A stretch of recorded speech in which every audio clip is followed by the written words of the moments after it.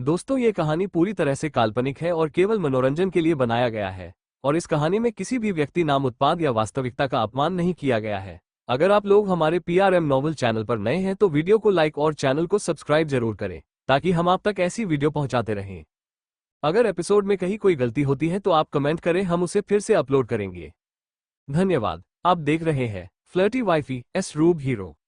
Episode 2, दिल का बेकाबू होकर धड़कना। अमायरा उस 1 साल के बच्चे के गालों पर किस करते हुए प्यार से बोली, हाय मेरा कुचीकू पूरी सब्जी, तुम रो क्यों रहे हो? हमने हैंडसम से चेहरे को क्यों बिगाड़ने की कोशिश कर रहे हो? वो अपने गालों से उसके गालों को रगड़ने लगती है। दृष्टि हाथ बांधकर अमायरा को घूरते हुए बोली, अगर तुम्हें याद ना हो तो मैं तुम्हें याद दिला दूं, उसका नाम कर्ष है, कोई कुचीकू सब्जी पूरी नहीं। तुम उसे बिगाड़ रही हो, तुम्हारी तरह वह भी पूरी तरह से बिगड़ा हुआ है। वो सिर्फ उसी के गोद में जाता है जो केवल हैंडसम और खूबसूरत होते हैं, वरना कर्ष किसी की तरफ देखता भी नहीं। अमायरा मुंह बनाकर बोली, हाँ तो उसे किसी और को देखने की क्या जरूरत है?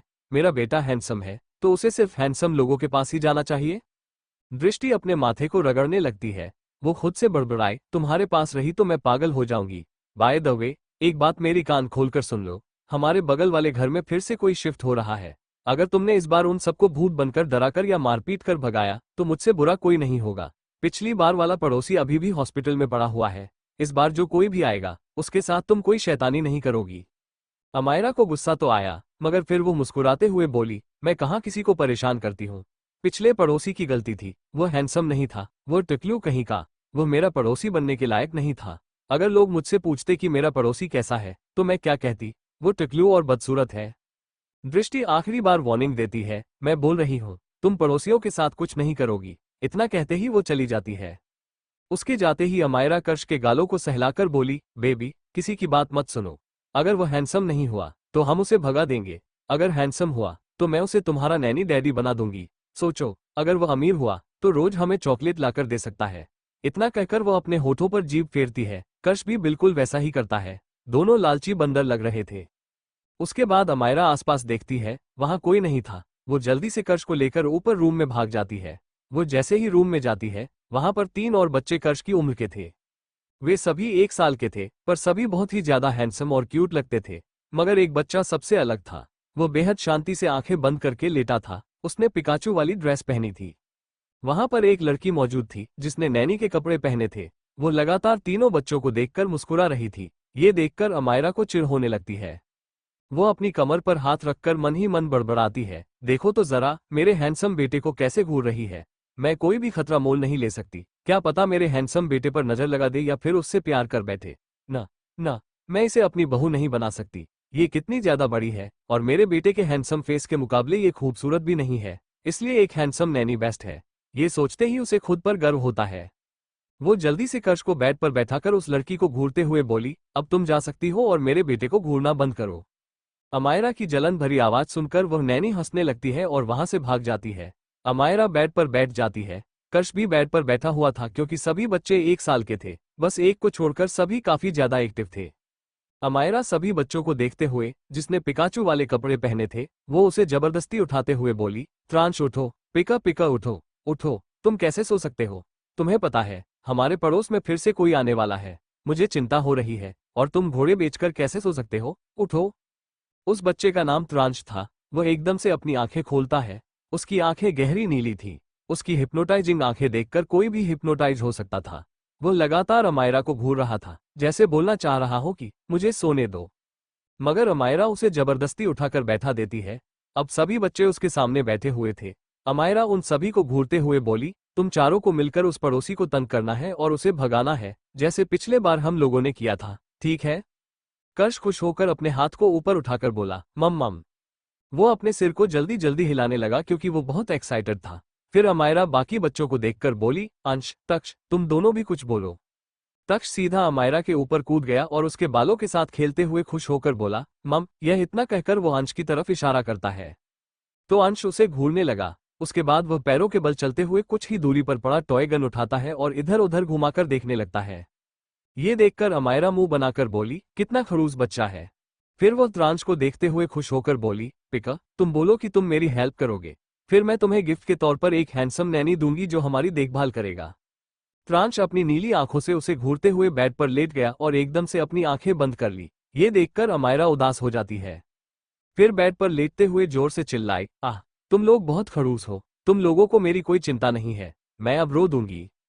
कर्श गुस्से से त्रांश को देखते हुए बोला, पीता हो, पिका। त्रांश उसे अपनी नीली आंखों से घूरता है, फिर अपनी आंखें बंद कर लेता है और खुद में सिकुड़ कर लेट जाता है। केवल त्रांश की ही आंखें ब्लू थीं, बाकी तीनों बच्चों की आंखें ब्लैक थीं, और त्रांश सबसे कमजोर था, ऐसा डॉक्टर का मानना था। तक्ष ने तो अंश को सीधा मार दिया था। अंश उसे बहुत गुस्से में देखा है, तो तक्ष अगले ही पल रोने लगा। ये देखकर अमायरा मुंह बनाकर बोली, अपने भाई को क्यों रुलाया? अब मैं तुम्हारे मिल्क में 20% जीएसटी लगाऊंगी। कर्ष को कुछ समझ तो नहीं आया, मगर वो हंसने लगा, फिर जीभ निकालकर अंश को चिढ़ाने लगा। तारांकन शाम हो जाती है। तारांकन अमायरा जिस विला में रह रही थी, उसके बगल वाले विला के सामने कई सारी कारें खड़ी थीं। वहां पर किसी का सामान शिफ्ट हो रहा था। दृष्टि भी बाहर खड़ी थी। उसने एक नजर विला के अंदर देखा, फिर अपने सामने खड़े 27 साल के हैंडसम लड़के को देखते हुए बोली, अलर्ट रहना, वो लड़की बहुत चालाक है, कब तुम्हें तुम्हारे ही घर से परेशान करके निकाल देगी, पता भी नहीं चलेगा।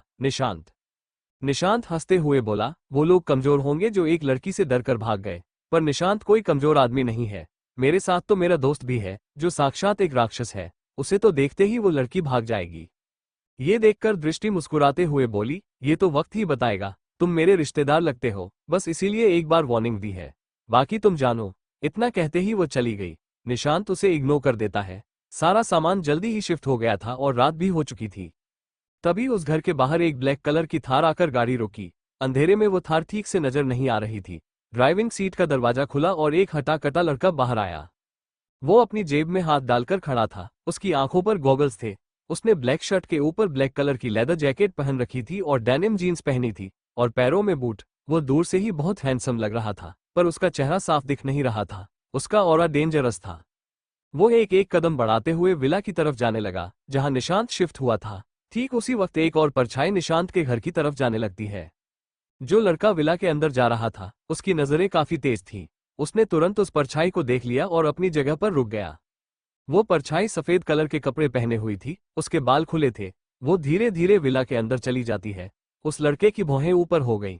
उसकी पर्सनैलिटी से साफ पता चल रहा था कि उसकी उम्र लगभग 24 से 25 साल होगी, मगर वह अपनी उम्र से काफी छोटा लगता था और मर्दाना भी था, पर उसकी लंबाई का कोई मुकाबला नहीं था। वही निशांत अपने रूम में आराम से लेटा था और फोन में एक भूतिया मूवी देख रहा था। तभी उसके रूम का दरवाजा खुला और धीरे धीरे एक परछाई अंदर आई। उसने व्हाइट कलर का गाउन पहना था, उसके चेहरे पर मेकअप था।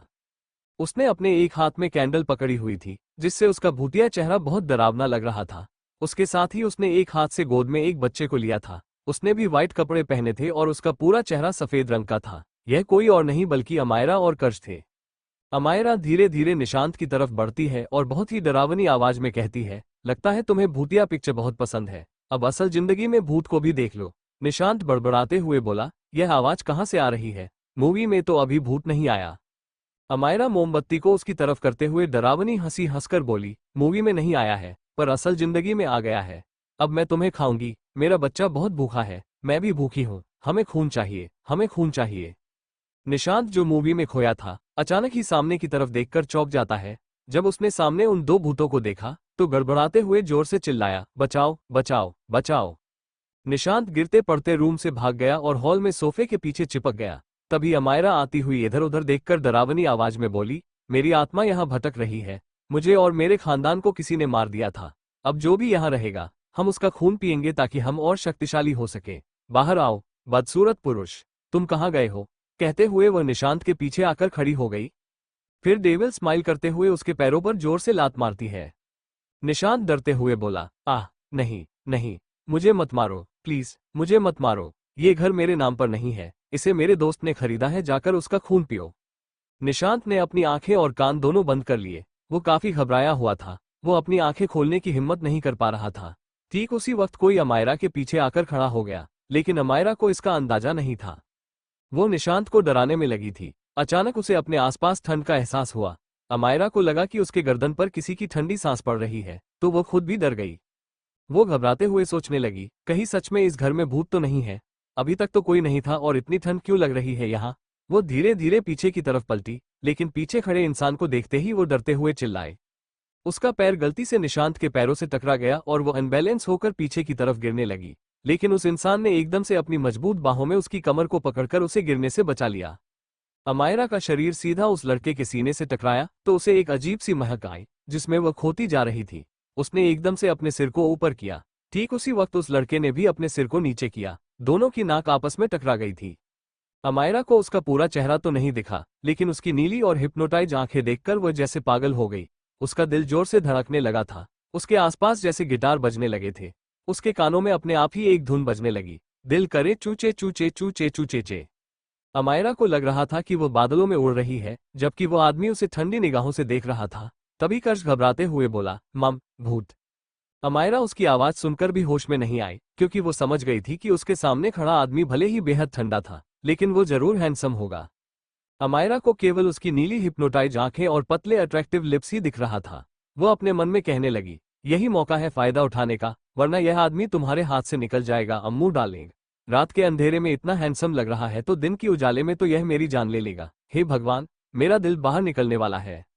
वही वो लड़का अभी भी उसे ठंडी निगाहों से देख रहा था। अमायरा किसकी बाहों में गिरी है? कौन है वो लड़का? जानने के लिए बने रहे सिर्फ हमारे YouTube चैनल पर। एपिसोड 3 रूड हैंडसम बॉय तुम्हारे डैडी है और अमायरा की फीलिंग। अमायरा अभी भी उस लड़के की नीली आंखों को देखकर अपने मन में वही शब्द दोहरा रही थी। वह अपनी पकड़ उस लड़के के कंधे पर कस देती है। तभी निशांत, जो काफी डरा हुआ था, जब उसने कोई आवाज नहीं सुनी तो अपनी आंखों को खोलता है और धीरे धीरे ऊपर की ओर देखकर पीछे पलटता है। उस लड़के को देखकर वह खुश होकर बोला, तुम आ गए। मुझे बहुत डर लग रहा था। तुम्हें पता है यहाँ भूत है, प्लीज मुझे बचा लो। इतना कहते हुए वो जल्दी से खड़ा हो जाता है और उस लड़के के पीछे छिप जाता है। उसका शरीर थोड़ा कांप रहा था। वो लड़का अचानक से अमायरा की कमर से अपने हाथ हटा लेता है और एक कदम दूर हो जाता है। अमायरा अभी भी अपने होश में नहीं आई थी। उसके दिल में तो अभी भी गिटार बज रही थी। कर्श भी अभी ठीक से उस लड़के का चेहरा नहीं देख पाया क्योंकि वहां बहुत अंधेरा था। जब कर्श ने देखा कि अमायरा कोई रिस्पॉन्स नहीं दे रही है तो उसने उसके चेहरे पर हाथ रखते हुए कहा, मम, भूत। अमायरा अचानक होश में आती है। उसने निशांत को पूरी तरह से नजरअंदाज कर दिया था और उसके बगल में खड़े लड़के को देखते हुए अपने होठों को दबाकर बोली, बेबी, मम नहीं, हैंडसम। अमायरा की बात सुनकर कर्श अपनी गर्दन घुमाकर उस लड़के को फिर से देखने की कोशिश करता है, पर अंधेरे के कारण वह देख नहीं पा रहा था, जिससे वो काफी चिढ़ गया। चिढ़कर वो जोर से चिल्ला देता है। निशांत अब शांत हो चुका था। उसने हैरानी से कहा, एक मिनट, मुझे क्यों लग रहा है कि तुम लोग भूत नहीं हो, बल्कि मुझे डराने की कोशिश कर रहे हो। उसने जैसे ही ये शब्द कहे, अचानक उसके दिमाग में कुछ आया और वह हैरानी से आगे बोला, दृष्टि ने मुझे बताया था कि एक लड़की उसके घर में रहती है, जो पड़ोस में आए लोगों को डराकर भगा देती है। कहीं तुम वही तो नहीं हो? अमायरा मुंह बनाकर बोली, अपना मुंह बंद रखो। फिर सामने खड़े लड़के की ओर देखकर शर्माते हुए बोली, वैसे आपका नाम क्या है, मिस्टर हैंडसम? कर्श, अमायरा की बात सुनकर उस लड़के की तरफ देखते हुए तोतली आवाज में बोला, हंछम, हैंडसम।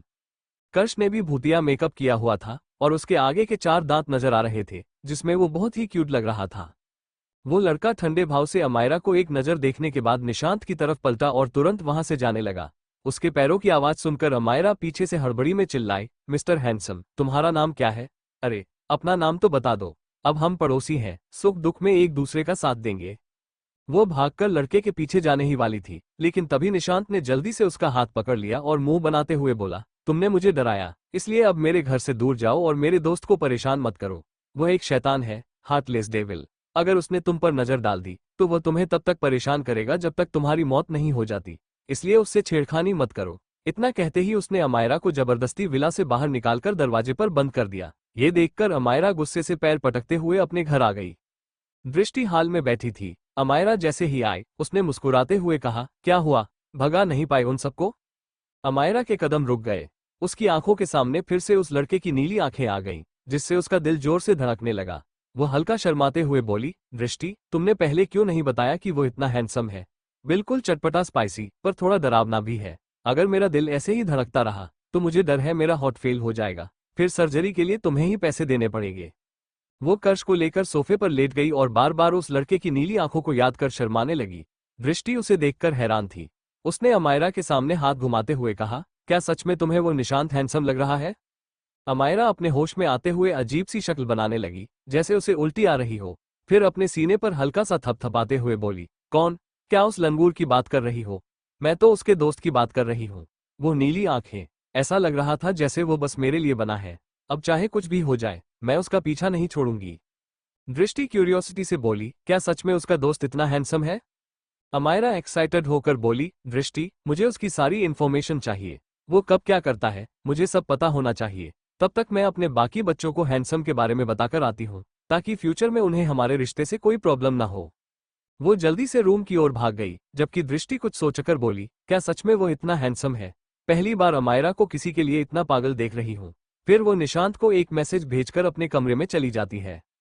अमायरा अपने रूम में पहुंची तो उसने नैनी को बाहर भेज दिया था। प्रांश हमेशा की तरह आंखें बंद किए लेटा हुआ था। अमायरा कर्श को बैठा देती है। उन दोनों ने अब भी भूतिया मेकअप किया हुआ था। अंश उन दोनों को घूर रहा था। बच्चों में से कोई नहीं रोया क्योंकि सभी ने अमायरा और कर्श का मेकअप देखा था, क्योंकि आए दिन दोनों ऐसा करते थे। अंश गहरी सांस लेते हुए अपने मिल्क की बोतल को दूसरी तरफ रख देता है। पास में ही उसका छोटा सा रुमाल पड़ा हुआ था। वो जल्दी से उठाकर उसे अमायरा की ओर कर देता है, मगर अमायरा उसके हाथ से रुमाल लेकर बेड पर लेट जाती है। फिर अंश के गालों पर किस करते हुए प्यार से बोली, अंश, मैं तुम्हारे लिए नैनी डैडी ढूंढ लाई हूँ। तुम्हें पता है, वो बहुत हैंडसम है। मैंने अब तक उसका चेहरा ठीक से नहीं देखा, पर पहले हमें उसे पटाना होगा। तुम लोगों को भी और हैंडसम दिखना होगा। आज से हमारा एक ही मिशन है, और वह है उस लड़के को फंसाना। क्या तुम लोग एक हैंडसम डैडी नहीं चाहते? कर्श और तक्ष जल्दी से एक्साइटेड होकर बोले, daddy daddy, handsome daddy, handsome daddy. Amayra की नजर त्रांश पर गई। त्रांश सोता नहीं था, बस वो अक्सर अपनी आंखें बंद करके लेटा रहता था। अमायरा त्रांश की नाक को छूते हुए बोली, पिका पिका, मैं तुम्हारे लिए डैडी ढूंढ लाई हूँ। क्या तुम खुश नहीं हो? अब तुम्हें भी अच्छे से बोलना सीखना होगा। एक बार मैं उसकी फोटो ले लूं, फिर उसकी शक्ल दिखाऊंगी। फ्यूचर में तुम्हें उसे डैडी कहना होगा। क्या तुम मेरी बात सुन रहे हो? त्रांश अचानक अपनी नीली आंखें खोलकर अमायरा को देखता है। एक पल के लिए अमायरा सचमुच डर जाती है। त्रांश की नीली आंखें देखते ही उसे तुरंत उस लड़के की नीली आंखें याद आ जाती हैं, जिस कारण वो अपने होठों को दबाने लगती है। कर्श और तक्ष खुशी से अमायरा के ऊपर कूदने लगे, मगर अमायरा अब भी त्रांश की नीली आंखों को देख रही थी। दूसरी तरफ एक अंधेरे कमरे में वही लड़का जो निशांत का दोस्त था, वो खिड़की के पास खड़ा होकर आसमान की ओर देख रहा था। उसका चेहरा हमेशा की तरह रहस्यमय और खतरनाक था। तभी निशांत उसके पास आया और सीरियस होकर बोला, तुम उस लड़की से गुस्सा हो? उस पर ध्यान मत दो। दृष्टि ने बताया था कि वो बहुत शरारती है, बस उससे दूर रहना। ऐसा लगता है कि तुम्हें देखकर वो पागल हो गई है। अब वो इतनी आसानी से तुम्हारा पीछा नहीं छोड़ेगी। दृष्टि ने मुझे मैसेज करके बताया कि वो तुम्हारे बारे में पता कर रही है, और अपने बच्चों का डैडी भी तुम्हें डिक्लेयर कर चुकी है। मेरे प्यारे दोस्त, लगता है तुम्हारी शांति भरी जिंदगी में तूफान मचाने वाला कोई आ गया है। लेकिन आकर्षित ने निशांत की बात का कोई जवाब नहीं दिया। उसके होठों के बीच सिगरेट थी, जिसमें से धुआं निकल रहा था। वो अपनी नीली आंखों से बस चांद को देख रहा था। जब काफी देर तक उसने कोई रिस्पॉन्स नहीं दिया, तो निशांत चिढ़कर बोला, आकर्षित, क्या तुम मुझे सुन रहे हो? तुम बहुत ही घमंडी हो। मगर आकर्षित ने तब भी कुछ नहीं कहा, और निशांत इरिटेट होकर वहां से चला गया। उसके जाते ही आकर्षित ने अपनी नीली आंखों से उस विला की ओर देखा जहां अमायरा रहती थी। उसके होठों पर एक शैतानी मुस्कान उभर आई। वो तब तक वहीं खड़ा रहा जब तक उसकी सिगरेट खत्म नहीं हो गई। तारांकन सुबह के 5 बजे तारांकन अमायरा लोअर और टी शर्ट पहनकर हॉल में आई। उसने बालों की पोनी बनाई थी। दृष्टि, जो नीचे पानी पीने आई थी, अमायरा को इतनी जल्दी जागा देखकर हैरान हो गई थी। उसे लगा कि उसने शायद गलत इंसान देख लिया। यहाँ तक कि नौकर भी हैरान थे। दृष्टि जल्दी से अमायरा के पास आई और उसके माथे पर हाथ रखकर शौक होकर बोली, कहीं आज सूरज पश्चिम से तो नहीं निकलने वाला? तुम, जो 10 बजे सोकर उठती हो, आज 5 बजे उठ गई। तुम्हारी तबीयत तो ठीक है ना? क्या मुझे डॉक्टर को बुलाना चाहिए? अमायरा ने झट से उसका हाथ हटाया और इरिटेट होकर बोली, हटो, मैं हमेशा ऐसी थी, मेहनती और आज्ञाकारी। बस मुझे आज इसका एहसास हो रहा है कि मुझे सुबह जल्दी उठकर एक्सरसाइज करनी चाहिए, जॉगिंग करनी चाहिए। इससे हमारी सेहत बनी रहती है। फिर नौकर की ओर देखते हुए उसने घमंड से आगे कहा, आंटी, शेफ से कह दीजिएगा फालतू का खाना मेरे लिए मत बनाएं। क्या वो मुझे पिज्जा, बर्गर, नूडल्स खिलाकर मारना चाहता है? हमें हमेशा हेल्दी खाना खाना चाहिए ताकि हम फिट रहें। इसके बाद वो तेजी से बाहर भाग गई। सभी को ऐसा लग रहा था कि अमायरा के ऊपर कोई भूत सवार हो गया है। वो विला के बाहर ग्राउंड में पहुंच गई और एक पेड़ के पास खड़ी होकर अपनी चमकती आंखों से सामने देख रही थी। दृष्टि उसका पीछा करते हुए आई क्योंकि उसे अमायरा का यह बर्ताव बहुत अजीब लग रहा था। उसने देखा कि अमायरा एक पेड़ के पास खड़ी होकर लॉलीपॉप खा रही थी और सामने किसी को देखकर खुश हो रही थी। दृष्टि ने उसकी नजरों का पीछा किया तो उसका चेहरा एक्सप्रेशनलेस हो गया। सामने एक लड़का अपने कानों में ईयरबड्स लगाए गाना सुन रहा था। उसने काले लोअर और स्पोर्ट्स टी शर्ट पहनी थी और लगातार ग्राउंड के चक्कर लगा रहा था। पसीने से उसका पूरा शरीर भीग चुका था, लेकिन उसकी शक्ल अभी तक ठीक से नजर नहीं आ रही थी। उसकी डरावनी पर्सनैलिटी बता रही थी कि वो कोई आम इंसान नहीं था जिससे हर कोई बात कर सके। दृष्टि ने अमायरा के कंधे पर मारते हुए कहा, तो इसलिए तुम जल्दी उठी हो ताकि उसकी सुंदरता के दर्शन कर सको। तुम्हें शर्म नहीं आती? तुम अंश का लॉलीपॉप लाकर खुद खा रही हो। तभी तो मैं सोचूं बच्चों की कैंडी इतनी जल्दी कैसे खत्म हो जाती है। अमायरा उस पर ज्यादा ध्यान नहीं देती, बल्कि उसने दृष्टि के हाथ में पानी की बोतल देखी तो खुश होकर जल्दी से बोतल ले ली। फिर सारा पानी अपने चेहरे और कपड़ों पर डालते हुए बोली, आह, मुझे बहुत पसीना आ रहा है। इतना कहकर वो ग्राउंड की ओर दौड़ने लगी। दृष्टि उसका ऐसा हाल देखकर गहरी सोच में पड़ गई और खुद से परेशान होकर बोली, इससे पहले कि बात आगे बढ़े, मुझे अमायरा के परिवार के बारे में पता करना होगा। उसके 4 बच्चे हैं। जब वो मुझे मिली थी तो उसके गले में मंगलसूत्र था, जिसका मतलब था कि वह शादीशुदा है। अगर ऐसा ही रहा और वह लड़कों के पीछे भागती रही तो जब उसका पति सामने आएगा तो मैं उसे क्या जवाब दूंगी। दृष्टि अपना सिर पकड़कर जाने लगी। वहीं अमायरा धीरे धीरे दौड़ रही थी। जैसे ही आकर्षित उसके करीब आने वाला था, अमायरा तेजी से उसके कदमों के साथ कदम मिलाकर दौड़ने लगी। फिर हंसते हुए बोली, हम पड़ोसी हैं। अगर तुम्हें जॉगिंग करनी है तो तुम मुझे भी बुला सकते हो। देखो, मैं तो बहुत थक गई हूँ, कितना पसीना निकल रहा है। इतना कहकर वह अपने माथे से बह रहे पसीने को पोंछने लगी, लेकिन आकर्षित ने उसकी ओर एक नजर भी नहीं डाली। अमायरा सिर तिरछा करके भागते भागते उसकी ओर देखती रही। उसका दिल फिर से तेजी से धड़कने लगा। उसने इतना हैंडसम लड़का अपनी पूरी जिंदगी में कभी नहीं देखा था, पर एक पल के लिए उसे ये चेहरा जाना पहचाना लगा, जैसे वो उसे पहले से जानती हो। ये सोचते ही अमायरा के कदम अचानक रुक गए और वो थोड़ी परेशान हो गई। आकर्षित ने उसकी ओर ध्यान नहीं दिया और अपने राउंड्स पूरे करने लगा। तभी अमायरा उसके सामने आकर खड़ी हो गई। वो उलझन में थी। आकर्षित ने एक्सरसाइज के बाद अपने बालों में हाथ फेरते हुए अपनी बोतल से पानी निकाला और अपने चेहरे पर डाल लिया। उसकी नीली आंखें और पतले होंठ उसके चेहरे को और भी आकर्षक बना रहे थे। उसका बेदाग चेहरा देखकर किसी का भी दिल धड़क जाए। यही अमायरा के साथ हो रहा था, लेकिन उसे अब भी यह अजीब लग रहा था कि वो शायद इस इंसान को पहले से जानती है। आकर्षित ने उसे एक ठंडी और रहस्यमयी नजर से देखा, क्योंकि अमायरा उसके सामने खड़ी थी। बिना कुछ कहे वो उसे नजरअंदाज करके बगल से जाने लगा। अमायरा अचानक होश में आई और जल्दी से उसके हाथ को पकड़ लिया। जैसे ही उसने ऐसा किया, आकर्षित के शरीर से एक डरावनी आभा निकलने लगी। उसने अपनी गर्दन तिरछी करके उस हाथ को देखा जिसे अमायरा ने पकड़ा था। उसकी नीली आंखें धीरे धीरे लाल होने लगी और उसके चेहरे पर गुस्सा साफ दिखने लगा। अमायरा उसकी गुस्से भरी नजरों को देखकर घबरा गई। अचानक उसकी आंखों के सामने कुछ धुंधली छवियां आने लगी, जहां एक आदमी ठीक ऐसे ही उसे गुस्से में देख रहा था। अमायरा ने अपने होठों को काटते हुए कहा, क्या हम पहले कभी मिले हैं?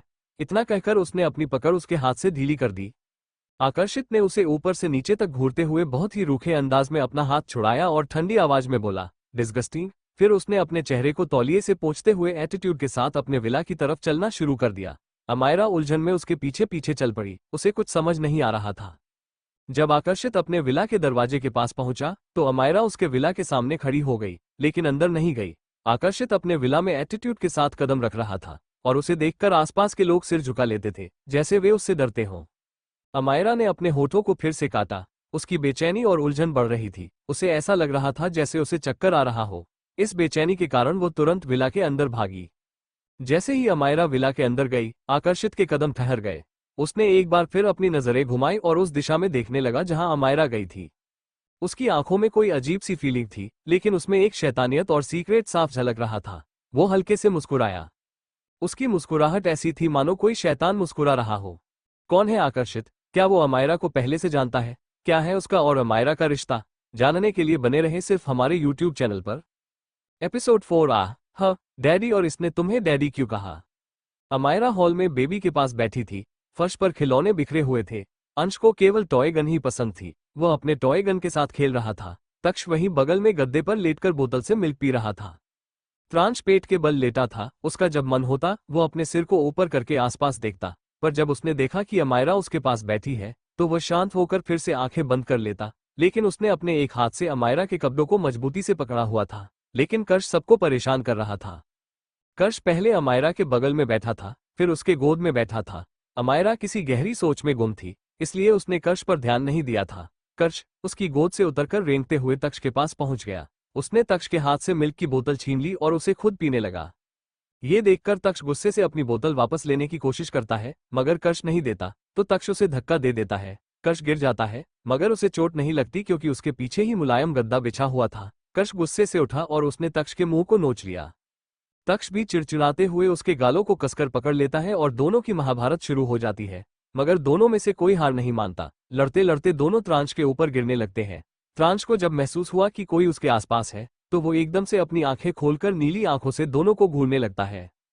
हमेशा की तरह उसकी नीली आंखें बेहद शांत और गहरी थीं। कश और तक्ष लड़ते लड़ते उसके पैर के ऊपर चढ़ गए थे। त्रांश पहले दोनों को घूरता है, फिर एक एक थप्पड़ दोनों को लगा देता है।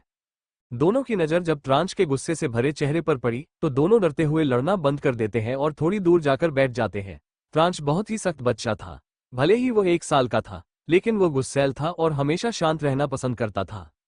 जब उसने देखा कि दोनों परेशान करने वाले इंसान उससे दूर हैं, तो त्रांश फिर से आंखें बंद करके लेट जाता है। कर्ष और तक्ष एक दूसरे को देखते हैं, फिर उनकी नजर जैसे ही अंश पर गई, दोनों खुश हो गए। दोनों पैरों के बल चलते हुए अंश के पास गए और उसके हाथ से टॉय गन छीनकर खेलने लगे।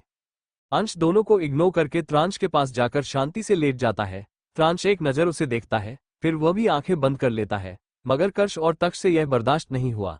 दोनों फिर से उन दोनों के पास पहुंच गए और दोनों के ऊपर चढ़ते हुए उनके बीच में लेटने की कोशिश करने लगे। वे जबरदस्ती त्रांश और अंश को धक्का दे रहे थे। इस बार अंश और त्रांश दोनों को ही गुस्सा आ जाता है और दोनों तक्ष और कर्ष को गुस्से में देखते हैं। त्रांश और अंश के बीच कर्ष और तक्ष बैठे थे। वे कभी अंश की गुस्से भरी आंखों को देखते तो कभी त्रांश की। उनका मुंह रोने जैसा हो गया था। अगले ही पल दोनों जोर जोर से रोने लगते हैं। उनका पूरा चेहरा रोने के कारण लाल पड़ गया।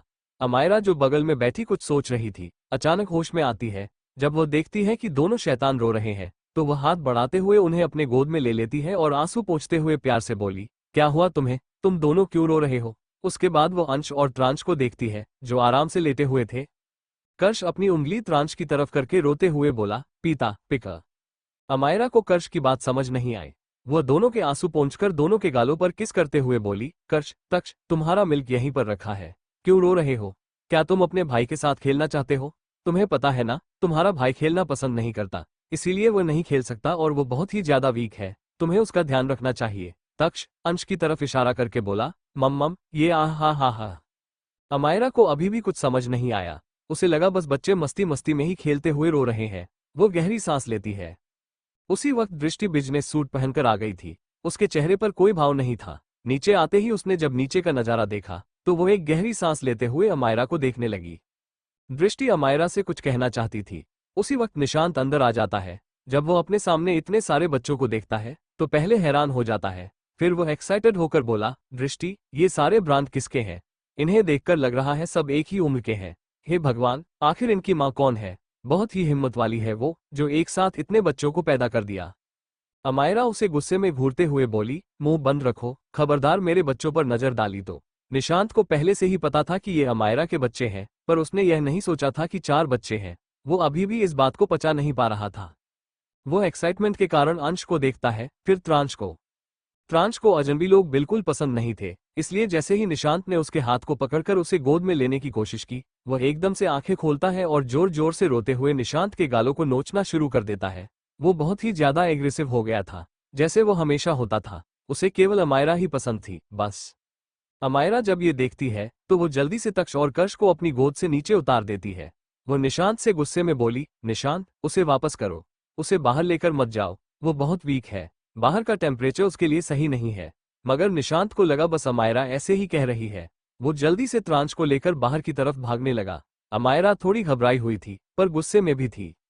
दृष्टि बाकी बच्चों को संभालती है, जो निशांत की तरफ गुस्से में देख रहे थे, क्योंकि उन तीनों को पसंद नहीं था कि उनके छोटे भाई को कोई अजनबी टच करे। निशांत त्रांश को लेकर भागते हुए अपने विला में आने लगता है।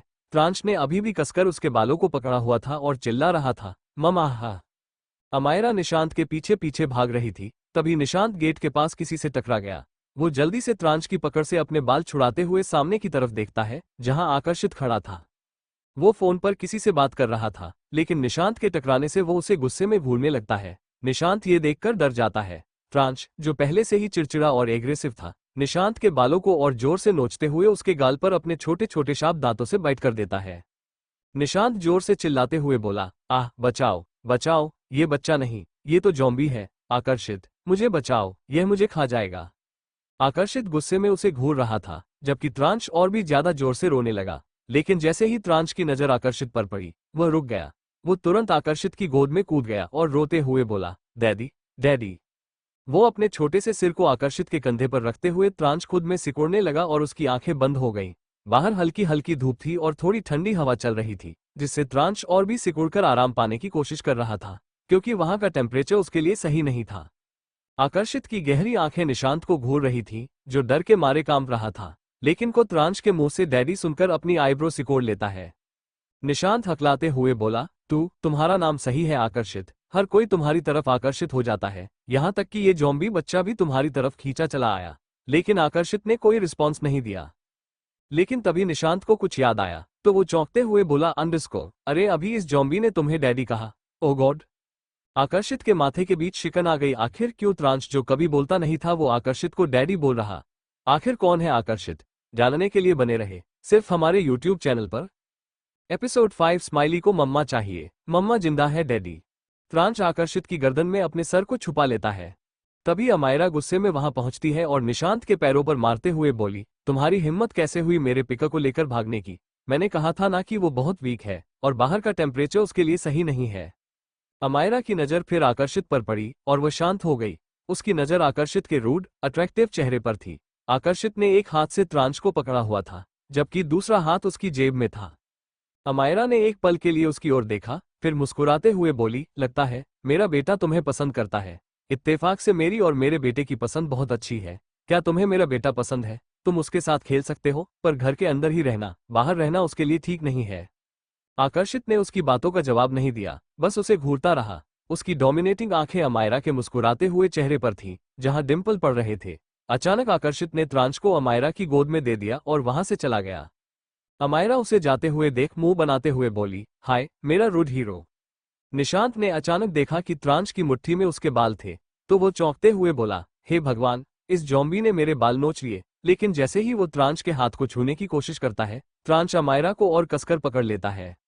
अमायरा उसे घूरते हुए बोली, मैंने कहा था ना, मेरे बच्चे से दूर रहो, उसे अजनबी लोग पसंद नहीं है।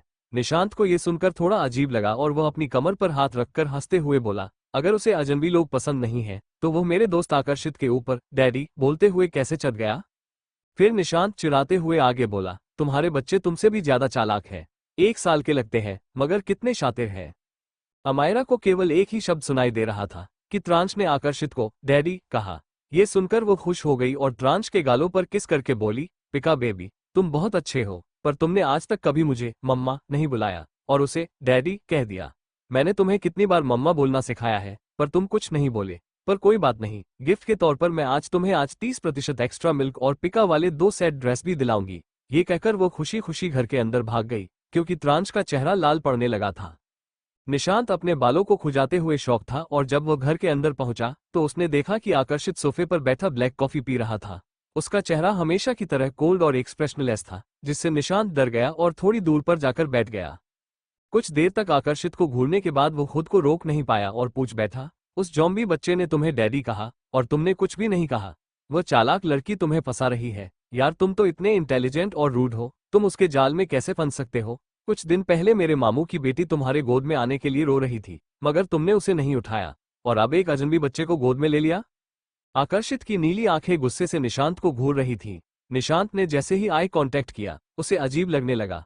उसका दिमाग जैसे कंट्रोल से बाहर जा रहा था और हर तरफ अंधेरा नजर आने लगा। उसकी हालत देखकर आकर्षित दूसरी तरफ देखने लगा। निशांत अचानक होश में आया और अपने सिर को पकड़ते हुए बड़बड़ाने लगा, अभी मुझे क्या हो गया था? मेरा सिर इतना दर्द क्यों कर रहा है? जैसे कोई मुझे हिप्नोटाइज कर रहा हो। वो अपना सिर पकड़ते हुए बैठ गया। उसी वक्त आकर्षित के फोन में एक मैसेज आया। जब उसने मैसेज को देखा, उसके चेहरे के एक्सप्रेशन अचानक बदल गए। उसका चेहरा डार्क हो गया और उसकी हाथ की मुट्ठी कस गई। वो तुरंत उठा और बिना कुछ कहे अपने रूम में चला जाता। दोपहर का वक्त, एक ब्लैक बेंटले एक किंडरगार्टन के सामने रुकी। गार्ड्स ने जैसे ही बैक सीट का डोर ओपन किया, एक हट्टा कट्टा नौजवान बाहर निकला। उसने बिजनेस सूट पहना था। उसका ऑरा बहुत डरावना था। उसकी आंखों पर ब्लैक गॉगल्स लगे हुए थे और चेहरे पर मास्क। वो इतना आकर्षक था कि आसपास जो कोई भी उसे देखता, वो अपनी नजरें उस पर से हटा नहीं पाता। वो आदमी बिना किसी भाव के प्रिंसिपल ऑफिस पहुंच चुका था। वहां का माहौल कुछ ज्यादा ही स्ट्रेसफुल था। प्रिंसिपल डरे हुए थे, क्योंकि उनके सामने वो आदमी यमराज बनकर गुस्से से सोफे पर बैठा था। उसकी आंखों पर चश्मा था, जिससे प्रिंसिपल उसकी आंखों का गुस्सा नहीं देख पा रहे थे। उन्होंने सिर झुकाते हुए अपने माथे का पसीना पोंछा और डरते हुए बोले, आई एम सॉरी टीजे, हमने आपकी बेटी का बहुत अच्छे से ध्यान रखा था, लेकिन पता नहीं कैसे वो किंडरगार्टन से भाग गई। उसने कहा था कि उसे वॉशरूम जाना है, पर किसी ने नहीं सोचा कि वह झूठ बोल रही है। मैंने फीमेल टीचर को वॉशरूम भेजा था, पर वहां कोई नहीं था। गार्डों ने भी उसे बाहर जाते हुए नहीं देखा। सीसीटीवी फुटेज से हमें पता चला कि वो किसी कपल के साथ चुपके से निकल गई थी। टीजे अपने माथे को मसल रहा था, शायद अपने गुस्से को कंट्रोल कर रहा था। तभी उसका फोन बजा। उसने जैसे ही स्क्रीन पर नाम देखा, तुरंत कॉल काट दिया। एक बार फिर उसी नंबर से कॉल आया, मगर टीजे ने उसे फिर से नजरअंदाज कर दिया। फिर वो अपनी जगह से उठा और किनारे खड़े एक गार्ड से कोल्ड आवाज में बोला, तुम्हें पता है तुम्हें क्या करना है?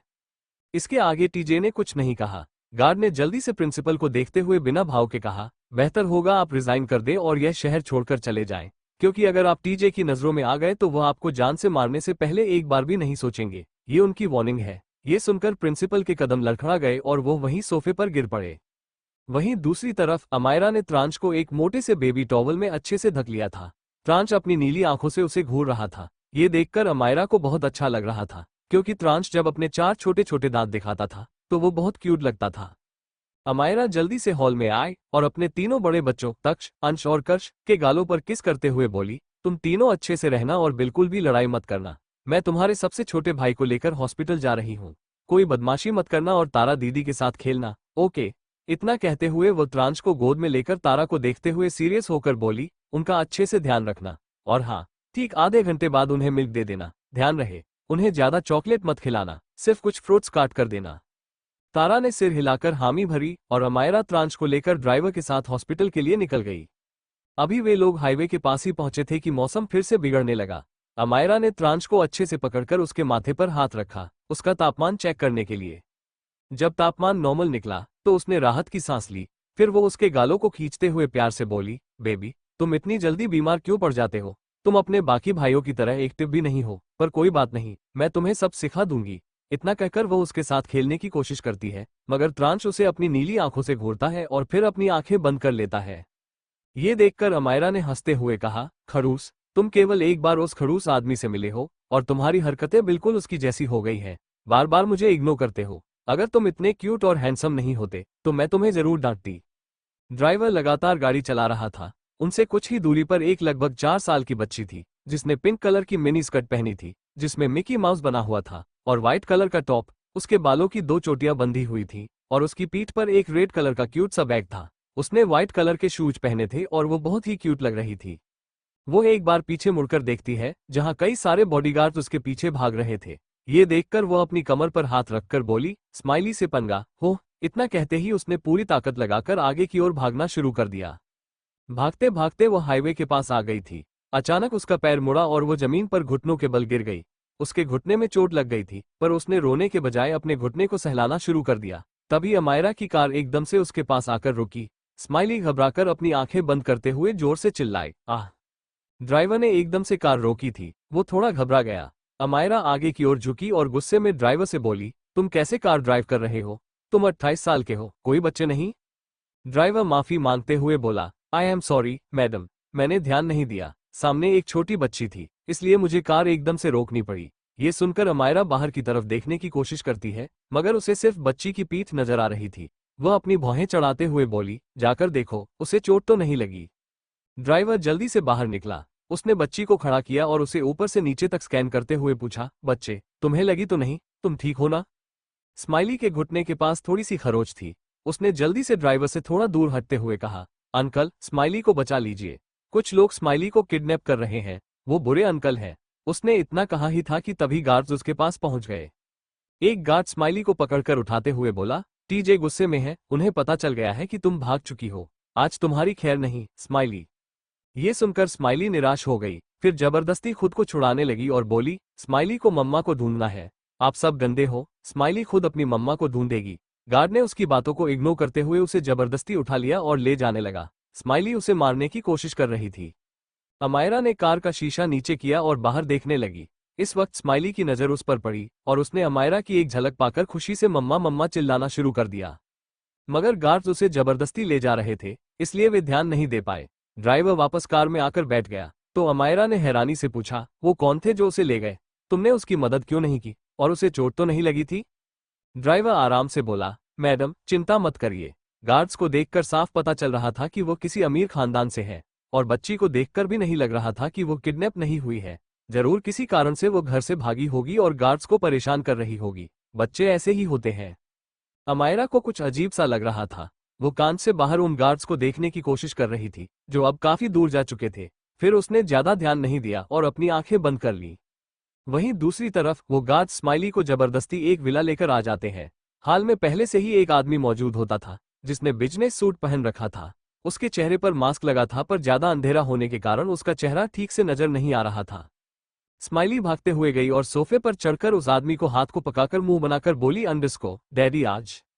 उससे पहले ही वो बात पूरी करती, वो आदमी अपनी ठंडी और भारी आवाज में बोला, अंडरस्को तुम्हें किसने परमिशन दी कि तुम भाग सकती हो? ये तुम्हारी चौथी गलती है। क्या तुम्हें सजा का डर नहीं है? उसके इस तरह बोलने से स्माइली चुप हो जाती है। फिर रोते हुए बोली, अंडरस्को स्माइली को मम्मा चाहिए, मम्मा जिंदा है डैडी। तभी वो आदमी गुस्से में बोला, अंडरस्को शट अप, तुम्हारी मॉम मर चुकी है इसलिए दोबारा कभी भी उसका नाम मत लेना। इतना कहते ही वो गुस्से से अपनी मुट्ठी को बंद कर देता है। क्या स्माइली ढूंढ पाएगी अपनी मम्मा को? कौन है आकर्षित? जानने के लिए बने रहे सिर्फ हमारे YouTube चैनल पर episode 6 lustful intentions for Amayra. Amayra hospital में त्रांश का चेकअप करा चुकी थी। वो अब त्रांश को गोद में लेकर डॉक्टर के कैबिन में बैठी थी और डॉक्टर से बात कर रही थी। डॉक्टर त्रांश की रिपोर्ट को देख रहे थे। उसके बाद वो त्रांश को देखते हैं जो अमायरा की गोद में आराम से लेटा हुआ था, मगर शुरू से अभी तक उसने एक बार भी अपनी आंखें नहीं खोली थी। डॉक्टर अपने चश्मे को सही करते हुए गंभीर होकर बोले, इसकी हालत में कोई भी सुधार नहीं है, लेकिन ज्यादा खतरे वाली बात भी नहीं है।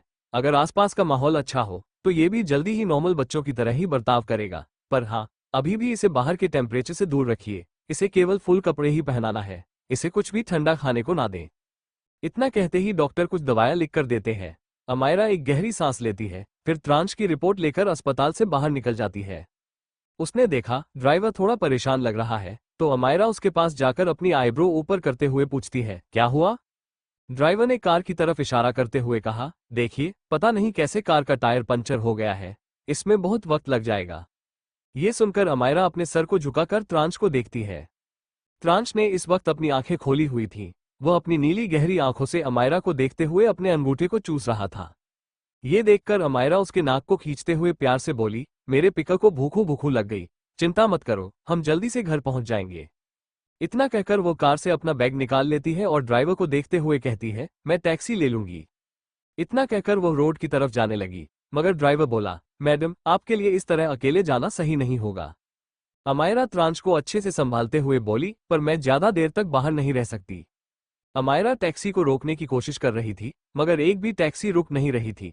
अमायरा गुस्से से भड़कते हुए बोली, जब काम होता है तभी यह टैक्सी वाले हड़ताल पर होते हैं, एक भी टैक्सी नजर नहीं आ रही। अरे मैं जाने के पैसे भी दूंगी, इन्हें लूट थोड़ी ना लूंगी जो ये रुक ही नहीं रहे। इस बार उसने देखा एक कार आ रही है। वो रोड पर खड़ी हो जाती है। ड्राइवर उसकी इस हरकत पर चिल्लाते हुए बोला, मैडम आप क्या कर रही हैं? अमायरा मुंह बनाते हुए बोली, आप टैक्सी नहीं रोक रहे हैं इसलिए मैं कार को रोकूंगी। देखो त्रांश का चेहरा फिर से लाल होने लगा है, मैं कोई भी रिस्क नहीं ले सकती। इतना कहते ही वो त्रांश के चेहरे को भी इस बार सहलाने लगती है। वहीं सामने वाली कार की ड्राइविंग सीट पर निशांत बैठा हुआ था। वो मस्त होकर कार चला रहा था। अचानक उसकी नजर सामने गई तो वह चौंकते हुए बोला, अरे क्या ये लड़की पागल है, रोड के बीचों बीच खड़ी है। इतना कहकर वो थोड़ा साइड से कार ले जाने की कोशिश करता है, मगर अमायरा उसके सामने आकर रुकने का इशारा करती है। हड़बड़ी में निशांत एकदम से कार को रोक देता है। अमायरा भागते हुए गई और बैक सीट का दरवाजा खोलकर अंदर बैठ गई। फिर राहत की सांस लेते हुए बोली, ठीक है अब चलो। निशांत उसकी हरकत पर चौंका हुआ था। वो पलटकर अमायरा को ऊपर से नीचे तक देखता है। त्रांश को देखते ही उसने मुंह बनाकर बोला, क्या तुम लोगों को शर्म नहीं आती? इस तरह किसी की भी कार में बैठ गए, तुम और तुम्हारा ये ज़ॉम्बी बच्चा। मैं तुम्हें लिफ्ट नहीं दूंगा। अमायरा उसे घूरती है, फिर उसके बातों को इग्नोर कर देती है। त्रांश की फिक्र में उसने ध्यान नहीं दिया कि उसके बगल में भी कोई बैठा हुआ है जो लगातार ठंडी नजरों से उसे देख रहा था। अमायरा ने देखा कि अभी भी कार स्टार्ट नहीं हुई, तो वो इरिटेट होकर बोली, चलो ना, मेरे पिका को भूख लगी है। निशांत अजीब भाव से बोला, तो मैं क्या करूं, भूख लगी है, पहले मेरी कार से उतरो। अमायरा को इस बार गुस्सा आ जाता है। वो उंगली दिखाते हुए बोली, मेरे बेटे की जो हालत हुई है ना, वो तुम्हारे कारण हुई है। ना तुम उसे बाहर लेकर जाते और ना ऐसा होता, इसलिए चुपचाप हमें घर छोड़ दो, वरना मैं तुम पर पुलिस केस कर दूंगी कि तुमने मेरे बेटे को मारने की कोशिश की। यही नहीं, तुमने उसे किडनैप भी किया। निशांत आंखें फाड़े अमायरा को देख रहा था। वो कुछ बोलना चाहता था, मगर उसे समझ नहीं आ रहा था कि क्या जवाब दे, पर वो हार नहीं मानता। वो जिद करके बोला, मैं कार नहीं चलाऊंगा, मेरी कार से उतरो। और मेरे कारण कैसे तुम्हारे बेटे की तबीयत खराब हो गई? अमायरा अपना फोन निकाल लेती है। उसने निशांत की फोटो खींची और 100 नंबर डायल करते हुए बोली, ठीक है, अब पुलिस को ही बुलाती हूँ। मैं बताऊंगी कि तुम मेरे घर आए और मेरे बेटे को चोरी करके भाग गए। फिर तुमने मुझसे पैसे लेने की कोशिश की। जब मैंने तुम्हें पैसे नहीं दिए तो तुमने मेरे बेटे को नुकसान पहुंचाया, जिस कारण मुझे उसे अस्पताल लेकर जाना पड़ा। मुझे लगता है इतना काफी होगा। अमायरा ने फोन स्पीकर पर रखा था। जैसे ही रिंग शुरू हुई, निशांत बेचारा डर गया। वो दांत पीसकर हार मानते हुए बोला, ठीक है, मैं घर तक छोड़ दूंगा। वो गुस्से में अमायरा की तरफ एक नजर भी नहीं देखता और कार स्टार्ट कर देता है। अमायरा डेविल स्माइल करते हुए फोन को बंद करके रख देती है। उसके बगल में कोई और नहीं बल्कि आकर्षित बैठा था, जो चुपचाप अमायरा को घूर रहा था। वो अमायरा को ऊपर से नीचे तक अजीब नजरों से देख रहा था। एक पल के लिए उसकी आंखों में हवस नजर आई। अमायरा भी ठीक उसी वक्त पलटकर उसे देखती है तो आकर्षित जल्दी से अपना चेहरा दूसरी तरफ कर लेता है। मगर अमायरा एक लड़की थी, उसके सेंसस काफी तेज थे, इसलिए उसने आकर्षित की निगाहों में हवस को देख लिया था। वो थोड़ा सा अनकंफर्टेबल हो गई थी। फिर भी जब उसने आकर्षित को देखा तो वो हमेशा की तरह हैंडसम लग रहा था, मगर उन निगाहों को देखने के बाद वो थोड़ा सा दूर हो जाती है। यह नोटिस करके आकर्षित अपनी आंखें छोटी करके उसकी तरफ देखता है, मगर अमायरा फिर उसकी तरफ नहीं देखती। ये थोड़ा सा अजीब था। निशांत ये सब नोटिस कर रहा था पर कुछ बोला नहीं। कुछ ही देर में वो लोग घर पहुंच जाते हैं। अमायरा कार के अंदर बिल्कुल नहीं रोकी। वो त्रांश को लेकर भाग जाती है। आकर्षित विंडो से उसे जाते हुए देख रहा था। जो हवस की लहर उसकी आंखों से गायब हो गई थी वो फिर से नजर आने लगी थी। उसके साथ ही उसके होठों पर एक ठंडी मुस्कान थी। निशांत जैसे ही उसकी नजरों को देखता है उसका चेहरा पीला पड़ जाता है। वो घबराते हुए बोला, आकर्षित, तुम उसे किस नजर से देख रहे हो? भले ही वो लड़की तुम्हारे हैंडसम चेहरे पर मरती हो, लेकिन तुम उसे इस तरह से नहीं देख सकते। ये गलत है। आकर्षित कुछ नहीं बोला। उसने सिगरेट जलाकर अपने होठों के बीच दबा लिया और एक टक उसी दिशा में देखने लगा जहां अमायरा गई थी। अमायरा जैसे ही अंदर पहुंचती है वो अपने सीने पर हाथ रखकर हाफते हुए बोली, बेबी, आज तुम्हारे होने वाले डैडी मुझे इतने अजीब क्यों लग रहे थे? कहीं मैं ज्यादा तो नहीं सोच रही हूँ? इतना कहते ही वो थोड़ी सी परेशान हो जाती है और खुद से बड़बड़ाते हुए अंदर जाने लगती है। तभी उसे रोने की आवाज सुनाई देती है। वो जैसे ही हॉल में पहुंची वहां का नजारा देखकर हैरान हो गई। अंदर अंश जमीन पर बैठा हुआ था और पूरी तरह से भीगा हुआ था। कश टेबल पर बैठा हुआ था। उसके हाथ में पानी का मग था जिसे वो ठीक से पकड़ नहीं पा रहा था। तक्ष जमीन पर लेटा गोल गोल गुलाटियां खाकर इधर उधर जा रहा था। पूरा घर बिखरा हुआ था। सारे सामान टूटे फूटे इधर उधर पड़े थे। अमायरा जल्दी से अंदर आई। उसने त्रांश को सोफे पर लिटा दिया और जल्दी से कर्श को टेबल से उठा लिया किन कहीं वो गिर ना जाए। फिर वो अंश को उठाकर उसके चेहरे पर लगे पानी को पोंछते हुए घबराए आवाज में पूछती है, अंश बेबी, क्या हुआ? फिर वो तक्ष को देखती है जो अभी भी जमीन पर लोट लोट कर इधर उधर गुलाटियां खा रहा था। वो जल्दी से तक्ष को जमीन से उठा लेती है। उसने आसपास देखा लेकिन उसे तारा कहीं भी नजर नहीं आई। अमायरा का चेहरा अब गुस्से से भर गया था। वह गुस्से में आवाज लगाती है, तारा, तारा, तुम कहाँ हो? तारा, मेरे सामने आओ। मगर कोई भी अमायरा के सामने नहीं आता। अंश अमायरा को कसकर पकड़ लेता है और रोने लगता है। उसका पूरा चेहरा लाल पड़ गया था क्योंकि जो पानी उसके ऊपर गिरा था वो बेहद ठंडा था। अमायरा उसे खुद से चिपकाते हुए कर्श से पूछती है, तुम टेबल के ऊपर कैसे चढ़े? तुम इतने छोटे हो, तुम खुद से वहां बिल्कुल भी नहीं बैठ सकते। कर्श अमायरा के डांटने से रोते हुए बोला, मम, ताला। फिर वो रोते हुए ही बाहर की तरफ इशारा करता है। तक्ष अमायरा के पास रुक ही नहीं रहा था। वह दोबारा हॉल में लेटकर इधर उधर गुलाटियां खाते हुए घूमने लगा। अमायरा चारों को देखकर परेशान हो गई थी। वो जल्दी से अंश और कर्श को गोद में उठाते हुए तक्ष से बोली, तक्ष, अपने छोटे भाई का ध्यान रखो, मैं अभी आती हूँ। वो उन दोनों को रूम में छोड़कर त्रांश और तक्ष को भी ऊपर रूम में लेकर जाती है। उसने जल्दी से अंश के कपड़े बदल दिए और कर्श के भी, क्योंकि उसके भी कपड़े गीले थे। ठंडे पानी के कारण अंश को जुकाम हो गया था। उसे बार बार छींक आ रही थी। अमायरा ने चारों बच्चों को अच्छे से बेड पर लिटा दिया था। जुकाम के कारण अंश की नाक बार बार बंद हो रही थी, इसलिए वो चिड़चिड़ा होता जा रहा था।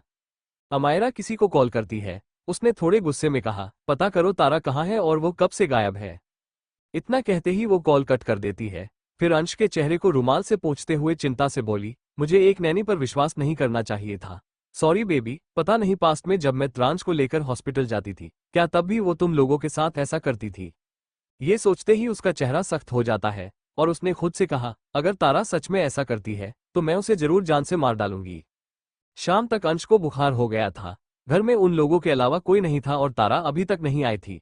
अमायरा हॉल में बड़ा सा गद्दा बिछा देती है और वहां खिलौने रखकर चारों बच्चों को लिटा देती है। अंश की तबीयत खराब थी, इसलिए अमायरा उसे दवा पिलाकर लिटा देती है उसने कर्ष और तक्ष को वार्निंग देकर कहा, अपने बड़े भाई को परेशान मत करना और उसके ऊपर चढ़ने की बिल्कुल कोशिश मत करना। अभी उसे फीवर है, वरना वो रोने लगेगा, ठीक है? कर्ष और तक्ष एक दूसरे को देखते हैं, फिर अपने सर को हिलाकर बोले, मम मम। अमायरा ने देखा कि त्रांश जाग रहा था, तो वो उसके गालों को छूते हुए प्यार से बोली, पिकअप बेबी, अपने इन बड़े शैतान भाइयों पर नजर रखना, वो अंश को जगाए नहीं, ठीक है? फिर वो तुरंत किचन में चली जाती है ताकि कुछ बना सके, पर उसे ठीक से कुछ भी बनाना नहीं आता था। जैसे ही वो गई, कर्ष की आंखों में चमक आ गई। वो अंश को ऐसे देखने लगा जैसे उसे अपना शिकार मिल गया हो। कर्ष चालाकी से अंश की तरफ बढ़ने लगा तो त्रांश उसे गुस्से में घूरता है। कर्ष एकदम से रुक गया। फिर वो घुटनों के बल चलते हुए अंश के चारों तरफ चक्कर लगाने लगा, क्योंकि वो अंश को सोते हुए नहीं देख पा रहा था, वो उसे जगाना चाहता था। त्रांश पेट के बल लेट जाता है और अपने सर को ऊपर करके अपनी नीली आंखों से लगातार कर्ष को देख रहा था, इसलिए कर्ष अंश को जगा नहीं पा रहा था। कर्ष ने पास में देखा कि दूध की बोतल रखी है। उसने एक हाथ से बोतल पकड़कर पैरों के बल चलते हुए त्रांश के पास आकर दूध की बोतल उसके मुंह में लगाते हुए उसकी पीठ को थपथपाकर बोला, बेबी निन्नी निन्नी।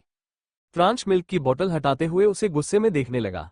तक्ष ने देखा कि त्रांश का ध्यान कर्ष पर है, तो वह धीरे धीरे अंश की तरफ जाकर उसे जगाने की कोशिश करने लगा। अमायरा सूप बनाने की कोशिश कर रही थी, यूट्यूब पर देखकर। उसी वक्त उसे बच्चों के रोने की आवाज आती है। वो जल्दी से गैस को धीमा करके भागते हुए बाहर जाती है, तो हैरान हो जाती है। उसने देखा एक लंबे चौड़े आदमी ने अंश को गोद में लिया हुआ है। कर्ष और तक्ष उस आदमी को पकड़कर उसकी पैंट को खींचते हुए रो रहे थे। अमायरा को उस आदमी की पीठ नजर आ रही थी, मगर वो तुरंत पहचान गई, वह आकर्षित था। उसके साथ ही निशांत भी वहां मौजूद था। अमायरा को देखते ही तक्ष जल्दी से रोते हुए बोला, मम बेबी छोली, मम्मा बेबी चोरी हो गया। कर्ष और तक्ष काफी प्रोटेक्टिव हो रहे थे और कोशिश कर रहे थे कि उनके सामने खड़ा आदमी अंश को नीचे उतार दे। अमायरा आगे बढ़ती है तो निशांत जल्दी से उसे समझाते हुए बोला, अरे हम नुकसान नहीं पहुंचा रहे हैं, ये दोनों शैतान बच्चे उसे परेशान कर रहे थे, इसीलिए आकर्षित ने उसे गोद में उठा लिया था। ठीक उसी वक्त आकर्षित पलटकर अमायरा को देखता है। उसकी नजरों को देखकर अमायरा को घबराहट होने लगी थी। उसकी पकड़ अपने कपड़े पर कस जाती है और उसका दिल भी जोर जोर से धड़कने लगता है। इस पर आकर्षित उसे बिना भाव से देख रहा था। अमायरा को फिर से उसकी वही नजर याद आ जाती है। वो अपने होठों को चबाने लगती है। वो अब समझ नहीं पा रही थी आकर्षित एक अच्छा इंसान है या बुरा। अमायरा क्या आकर्षित को समझ पाएगी? क्यों आकर्षित ने उसे इस नजर से देखा? क्या अमायरा को लेकर उसके इरादे बुरे हैं? जानने के लिए बने रहे सिर्फ हमारे YouTube चैनल पर। एपिसोड 7 हम सिर्फ साथ में सो चुके हैं। अमायरा ने अंश को आकर्षित की गोद से लेने के लिए अपने हाथ को आगे बढ़ाया, मगर इसी बीच उसका हाथ आकर्षित के हाथ से टच हो जाता है, तो उसे एक अजीब सी बेचैनी महसूस होती है। उसे अपनी धड़कन बढ़ती हुई महसूस हो रही थी, उसके साथ ही उसके माथे से पसीना निकलने लगता है। अमायरा जल्दी से अंश को उसकी गोद से ले लेती है। उसकी हालत देखकर आकर्षित की होठों पर एक शैतानी मुस्कुराहट आ गई। वो ऊपर से नीचे तक अमायरा को स्कैन कर रहा था। अमायरा गद्दे पर अंश लिटाती है। कर्ष और तक्ष उसके पास बैठे हुए अपने आंसू पोंछते हैं। फिर अमायरा उन दोनों के माथे पर किस करते हुए प्यार से बोली, अब शांत हो जाओ, कोई अंश को चोरी नहीं कर रहा। अपने भाई को परेशान मत करना, वरना ये लोग फिर से उसे चोरी कर लेंगे, ठीक है? कर्ष और तक्ष जल्दी से अपने सर को हिला देते हैं। दोनों जल्दी से अंश के अगल बगल लेटकर उसके ऊपर अपने हाथ रख लेते हैं। फिर एक नजर गुस्से से आकर्षित और निशांत को देखकर अंश को देखने लगते हैं। निशांत मुंह बनाकर बोला, कितने खतरनाक बच्चे हैं भाई। अमायरा आकर्षित से दूर रह रही थी, मगर आकर्षित जानबूझकर उसके करीब जा रहा था। अमायरा अपने दिल को संभालते हुए मन में बोली, मुझे ऐसा क्यों लग रहा है कि यह आदमी सही नहीं है, यह मुझे ऐसे क्यों देख रहा है। अम्मू डार्लिंग, इस बार तुम्हारी पसंद बिल्कुल भी अच्छी नहीं है। हर हैंडसम लड़का अच्छा नहीं होता। थोड़ी सी तारीफ क्या कर दी, ये तो तेरे सर पर चढ़ रहा है। ये सोचते ही वो गुस्से से अपने कमर पर हाथ रख लेती है। फिर आकर्षित से बोली, मिस्टर, आप मेरे घर में क्या कर रहे हैं? आप यहाँ से जा सकते हैं? निशांत हैरानी से बोला, अभी तक तो तुम मेरे दोस्त के पीछे पड़ी थी, अब उसे ही अपने घर से बाहर निकाल रही हो। अमायरा उसे भी बाहर की तरफ जाने का इशारा करके गुस्से में बोली, उसे क्या, तुम्हें भी घर से बाहर निकाल दूंगी, निकलो मेरे घर से। आकर्षित की नजरें अमायरा को देख रही थी। उसके बाद वो इधर उधर देखने लगा। ऐसा लग रहा था जैसे पूरे घर को स्कैन कर रहा हो। उसके बाद उसकी नजर किचन की तरफ पड़ी। उसे थोड़ी सी महक आ रही थी, इसलिए वो धीरे धीरे किचन की तरफ जाने लगा। ये देखकर अमायरा जल्दी से उसके पीछे भागते हुए बोली, कहाँ जा रहे हो? देखो, तुम मेरे घर में चोरी नहीं कर सकते हो, समझे? अभी मैं 100 नंबर डायल कर दूंगी, निकलो यहाँ से। मगर आकर्षित उसकी कोई बात नहीं सुनता। वो किचन में जाकर देखता है कि वहां पर सारा सामान बिखरा हुआ था। गैस पर फ्राई पैन में पानी उबल रहा था। आसपास थोड़ी सब्जियां बिखरी हुई थी, कुछ मसाले बिखरे हुए थे। ऐसा लग रहा था जैसे अमायरा कुछ बना नहीं रही थी बल्कि जंग लड़ रही थी। आकर्षित के होठों पर मजाकिया मुस्कुराहट आ गई। वो घूरकर अमायरा को देखता है। अमायरा थोड़ा शर्मिंदा हो जाती है, मगर फिर उसे उंगली दिखाकर बोली, मजाक उड़ा रहे हो मेरा? जाओ यहाँ से। क्या तुम्हें पता भी है खाना बनाना कितना मुश्किल होता है? मुस्कुरा तो ऐसे रहे हो जैसे तुम्हें सब बनाना आता हो। अगर इतना ही बनाना आता है तो बना कर दिखाओ। इतना कहकर वो अपने हाथ को बांध लेती है। आकर्षित अपनी गहरी नजरों से उसे देखता है, फिर उसके होठों को देखते हुए ठंडे तरीके से बोलता है, मुझे क्या मिलेगा बदले में? मैं फ्री में कुछ नहीं करता। उसकी आवाज उसके नाम की तरह ही बहुत आकर्षक थी। अमायरा एक पल के लिए शॉक हो जाती है। उसका दिल फिर से जोर से धड़कने लगा था, जिसे कंट्रोल करने के लिए वो अपनी मुट्ठी वापस बंद कर लेती है। आकर्षित उसके बेहद करीब चला जाता है। वो काफी लंबा था, इसलिए अमायरा के कानों में बोलने के लिए उसे झुकना पड़ा। धीरे से मगर लो आवाज में उसने कहा, बोलो, मुझे क्या दोगी बदले में? अमायरा को समझ नहीं आ रहा था कि क्यों आकर्षित की नीयत उसे ठीक नहीं लग रही थी। वो अपने कदम पीछे लेते हुए घबराकर बोली, कुछ भी नहीं। ये सुनकर आकर्षित अपनी आंखें छोटी कर लेता है, फिर अमायरा की कमर में हाथ डालकर उसे अपनी ओर खींच लेता है। अमायरा के दोनों हाथ अनजाने में ही आकर्षित के सीने पर आ जाते हैं। आकर्षित की आंखों में देखते हुए वो कसकर अपने होठों को दबा लेती है।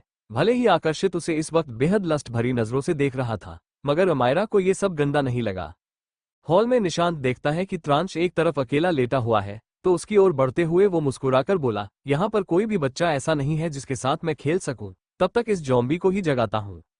जैसे ही वो त्रांश के पास पहुंचता, उससे पहले ही तक्ष जल्दी से पैरों के बल चलते हुए त्रांश को गले लगा लेता है और गुस्से में निशांत को देखते हुए कहता है, पीता बेबी, पिका बेबी। ये सुनकर निशांत उसे ऊपर से नीचे तक देखते हुए मुंह बनाकर बोला, अगर वो बेबी है तो तुम क्या हो, उसके डैडी? तक्ष ने देखा कि निशांत अपने हाथ को बढ़ाकर त्रांश को छूने वाला था, तो उसने जल्दी से अपने मुंह को खोला और निशांत की उंगली को अपने छोटे शार्प दांतों से काट लिया। निशांत को काफी तेज दर्द हुआ, क्योंकि छोटे बच्चों के दांत बहुत ही शार्प होते हैं। निशांत जोर से चिल्लाया, बचाओ बचाओ, इस जॉम्बी ने मुझे काट लिया। अरे कोई तो बचाओ आ। हाँ। उसकी आवाज सुनते ही अमायरा जल्दी से आकर्षित से दूर हो जाती है और वहां से भागने लगती है। लेकिन इससे पहले कि वह भाग पाती, आकर्षित ने उसके हाथ को पकड़कर उसे फिर से अपनी ओर खींच लिया, फिर उसे दीवार से सटाकर बेहद करीब आ गया। अमायरा की बेचैनी और भी ज्यादा बढ़ रही थी। जितना वह आकर्षित के करीब जाती, उसे उतना ही वो पहचाना सा लगता, जैसे वे एक दूसरे को बहुत समय से जानते हों। अमायरा ने कसकर अपनी आंखें बंद कर ली और उसकी पकड़ आकर्षित के शर्ट पर मजबूत हो गई थी। आकर्षित ने उसकी कमर को मजबूती से पकड़े हुए धीरे धीरे अपने होठों को उसके गालों पर ले जाकर उसे चूम लिया। अमायरा पूरी तरह से बहक चुकी थी। तभी आकर्षित अपनी दबंग आवाज में बोला, हम साथ में सो चुके हैं, फिर मेरे करीब आने से इतनी बेचैनी क्यों? उसके शब्द ऐसे थे मानो अमायरा के ऊपर बम फूट गया हो। वह अपनी जगह पर ठहर गई, जैसे कोई सदमा लग गया हो, क्योंकि उसके हिसाब से वो आकर्षित को नहीं जानती थी। क्या सच में अमायरा आकर्षित को याददाश्त जाने से पहले जानती थी? क्यों आकर्षित ने कहा कि वो और अमायरा साथ में सो चुके हैं? जानने के लिए बने रहे सिर्फ हमारे यूट्यूब चैनल पर। एपिसोड 8 मम्मा चाहिए और अमायरा का असली हस्बैंड। अमायरा कोने में खड़े होकर आकर्षित को देख रही थी, जिसने एप्रन पहना हुआ था। आकर्षित का पूरा ध्यान सिर्फ हेल्दी सूप बनाने पर था और वो सब्जियां भी काट रहा था। उसकी पतली लंबी उंगलियां जब सब्जी को काट रही थी तो वो बहुत ही अट्रैक्टिव लग रहा था। आकर्षित बहुत ही सीरियस होकर काम कर रहा था। अमायरा उस पर से अपनी नजर नहीं हटा पा रही थी। वो अपने नाक को मसलते हुए मन में बोली, कितना घटिया आदमी है, मेरे साथ सोने की बात कर रहा, पर फिर भी यह तो बिल्कुल हस्बैंड मटीरियल है। इसे तो सब आता है। किसी ने सही कहा है, जब एक मर्द कोई काम सीरियस होकर करता है तो और भी ज्यादा हैंडसम लगता है। अमायरा वहीं बैठ जाती है। वो आकर्षित पर पूरी नजर रख रही थी कि वह कैसा खाना बना रहा है। अमायरा फ्राई पैन के अंदर झांक कर देखती है। आकर्षित जैसे ही अपने हाथ को साफ करके अपने हाथ को पॉकेट में डालता है, अमायरा एकदम से उसके हाथ की तरफ देखने लगती है। ये देखकर आकर्षित अपने आईब्रो ऊपर करके उसे देखने लगा। आकर्षित जब फोन निकालता है तो अमायरा राहत की सांस लेते हुए मन में बड़बड़ाई, अच्छा हुआ जहर नहीं है, मुझे इस पर नजर रखनी होगी, क्या पता खाने में क्या मिलाकर खिला दे। परसों ही मैंने न्यूज में देखा था कि कैसे मेड ने खाने में जहर मिलाकर पूरे परिवार को खिला दिया। आकर्षित चाहे जो करता, अमायरा पूरी नजर रख रही थी। उसने अपने फोन की रिकॉर्डिंग भी ऑन कर दी ताकि अगर उसकी नजरों से कुछ छूट जाए तो वह बाद में अपने फोन में देख सके। आकर्षित उसका इंटेंशन अच्छे से समझ रहा था, पर वो कुछ बोला नहीं। वहीं दूसरी तरफ एक बहुत बड़ा विला था। चारों तरफ सिक्योरिटी बहुत ही ज्यादा टाइट थी। उस विला के अंदर स्माइली भाग रही थी और उसके पीछे एक 45 साल के आसपास की औरत भाग रही थी। उस औरत ने परेशान होकर कहा, स्माइली रुक जाओ, चलो जल्दी से मिल्क खत्म करो। स्माइली सोफे के पीछे भागते हुए अपने सर को हिलाकर बोली, नहीं दादी। स्माइली ने कहा, ना मम्मा जिंदा है। स्माइली ने खुद मम्मा को देखा था। स्माइली की दादी यानी मिसेज जिंदल एक गहरी सांस लेती है। वो मिल्क के गिलास को टेबल पर रखते हुए स्माइली को समझाकर बोली, स्माइली जिद मत करो। क्या तुम चाहती हो मैं तुम्हारे डैडी को बुलाऊं? स्माइली रूठते हुए बोली, आप सब गंदे हैं। स्माइली को किसी से बात नहीं करनी है, ना ही डैडी से बात करनी है। आप सब बस स्माइली को डांटते रहते हो। इतना कहते ही वो भाग जाती है और अपने रूम को अंदर से बंद कर लेती है। मिसेज जिंदल डोर को नोक करते हुए घबराकर बोली, स्माइली अंदर कुछ उल्टा सीधा मत करना। स्माइली। मगर स्माइली दरवाजा नहीं खोलती। मिसेज जिंदल के चेहरे के भाव सीरियस हो जाते हैं। वो अपने सर को झुकाते हुए दर्द भरी आवाज में बोली, अमायरा तुमने अच्छा नहीं किया है। तुमने स्माइली के साथ साथ मेरे बेटे की जिंदगी भी बर्बाद कर दी। वो तुमसे कितना प्यार करता था, मगर तुम उसे छोड़कर चली गई। पता नहीं मेरा बच्चा तंश किस हालत में होगा। ये सब मेरी गलती है जो मैंने तुम्हारी और तंश की शादी कराई। इतना कहते ही एक बूंद आंसू उनकी आंखों से निकलकर उनके गालों पर आ जाते हैं, मगर वह उन्हें जल्दी से पोंछ लेती है। अमायरा कोने में खड़ी थी और आकर्षित ने सारा खाना तैयार कर दिया था। खाने की महक बहुत ही अच्छी थी और अमायरा के मुंह में तो पानी आने लगा। आकर्षित ने सारा खाना डाइनिंग टेबल पर लगा दिया और अमायरा उसके पीछे पीछे डाइनिंग टेबल पर आ गई। निशांत, जो कब से ये सब देख रहा था, अपनी जगह से शॉक में खड़ा था। वो जल्दी से आकर्षित के पास जाता है और उससे बोला, अरे यार, ये तुम क्या कर रहे हो? मैं मानता हूँ इस लड़की को लेकर तुम्हारा टेंशन बहुत ही गलत है। शायद तुम इसके साथ वन नाइट स्टैंड करना चाहते हो, लेकिन तुम्हें ये सब करने की जरूरत नहीं है। क्या तुम गुस्सैल इंसान नहीं थे? मैं कभी सोच भी नहीं सकता कि तुम कभी खाना बनाओगे और डाइनिंग टेबल तक लेकर आओगे। आकर्षित उसे पर एक ठंडी नजर डालता है और फिर उसे इग्नोर कर देता है। अमायरा सब्जी को टेस्ट कर रही थी। उसी वक्त आकर्षित का फोन बजने लगा। आकर्षित जैसे ही स्क्रीन पर नाम देखता है, उसका चेहरा डार्क हो जाता है और वह बिना कुछ बोले वहां से चला गया। अमायरा सब्जी को टेस्ट करने के बाद खुश होकर बोली, तुमने तो बहुत अच्छा। लेकिन वह आगे कुछ बोल नहीं पाई क्योंकि उसने देखा कि आकर्षित वहां नहीं था। निशांत उसे घूरते हुए बोला, तुमने ऐसा क्या जादू कर दिया कि मेरा दोस्त, जो किसी मरते हुए को भी पानी न दे, उसने तुम्हारे लिए खाना बना दिया? अमायरा मुंह बना लेती है। उसी समय आकर्षित विला से थोड़ा दूर जाकर फोन पर बात कर रहा था। उसने ध्यान नहीं दिया कि उसी वक्त विला के बाहर एक कार रुकी थी। दृष्टि कार से उतरी, उसके चेहरे पर कोई भाव नहीं थे। फिर वो बिना किसी भाव के पीछे मुड़कर देखती है तो बैक सीट से एक आदमी बाहर निकला, जो बहुत हैंडसम था। उसने स्काई ब्लू शर्ट और ब्लैक पैंट पहना था और वो खुश लग रहा था। दृष्टि थोड़ा हिचकिचाते हुए उसे अंदर लेकर चली जाती है। आकर्षित की पीठ उन दोनों की तरफ थी, इसलिए उसने उन्हें नहीं देखा और वो अभी भी फोन पर बात कर रहा था। दृष्टि उस आदमी को लेकर अंदर चली जाती है। उस वक्त अमायरा गद्दे पर बैठी तक्ष और कर्ष को सूप पिला रही थी। अंश और ट्रांश सो रहे थे। अमायरा खुश होकर बोली, बेबी, सूप बहुत टेस्टी है ना? कर्ष अपने सर को जल्दी से हिला देता है, जबकि तक्ष बार बार अमायरा के हाथ से स्पून लेने की कोशिश कर रहा था। अंदर आई हुई दृष्टि और उसके बगल में आ रहे लड़के पर अमायरा की नजर पड़ी। वो उसे ऊपर से नीचे तक देखती है, पर उसे वो बिल्कुल हैंडसम नहीं लगा, इसलिए उसने उसे इग्नोर कर दिया। दृष्टि थोड़ी दूर खड़ी होकर अपने हाथ बांध लेती है और वो लड़का खुश होकर जल्दी से अमायरा के पास जाकर उसे गले लगा लेता है। अमायरा एकदम से हैरान हो जाती है। वो कुछ रिएक्ट करती उससे पहले ही वो आदमी उसे और भी टाइट गले लगा लेता है और खुश होकर बोला, अमायरा, मैंने तुम्हें कहाँ कहाँ नहीं ढूंढा। थैंक गॉड कि तुम और हमारे बच्चे सही सलामत हो। अमायरा को उस आदमी का टच बिल्कुल भी अच्छा नहीं लगा।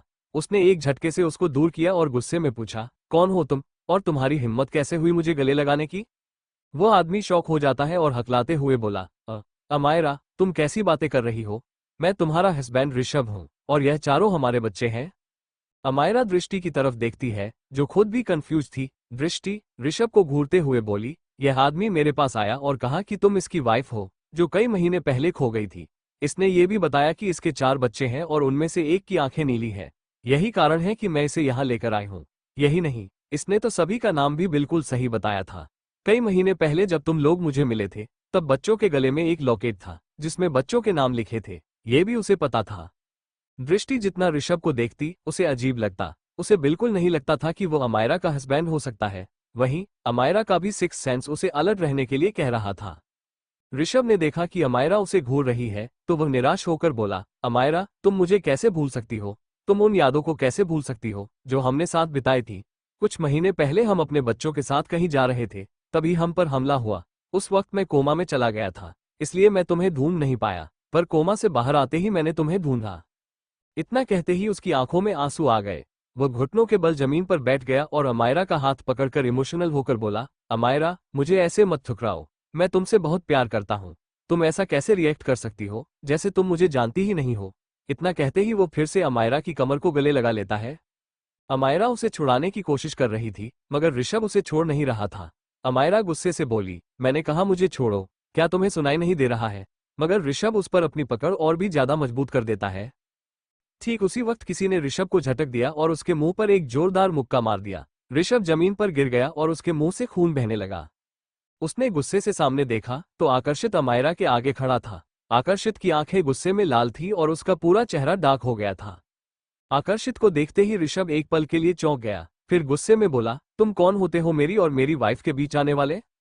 आकर्षित ने उसे ऊपर से नीचे तक देखा और फिर अपने घुटनों को हल्के से मोड़कर जमीन पर बैठ गया। उसने ऋषभ के कॉलर को अपनी तरफ खींचते हुए दांत पीसकर उसके कान में कहा, क्या तुम्हें सच में नहीं पता मैं कौन हूं?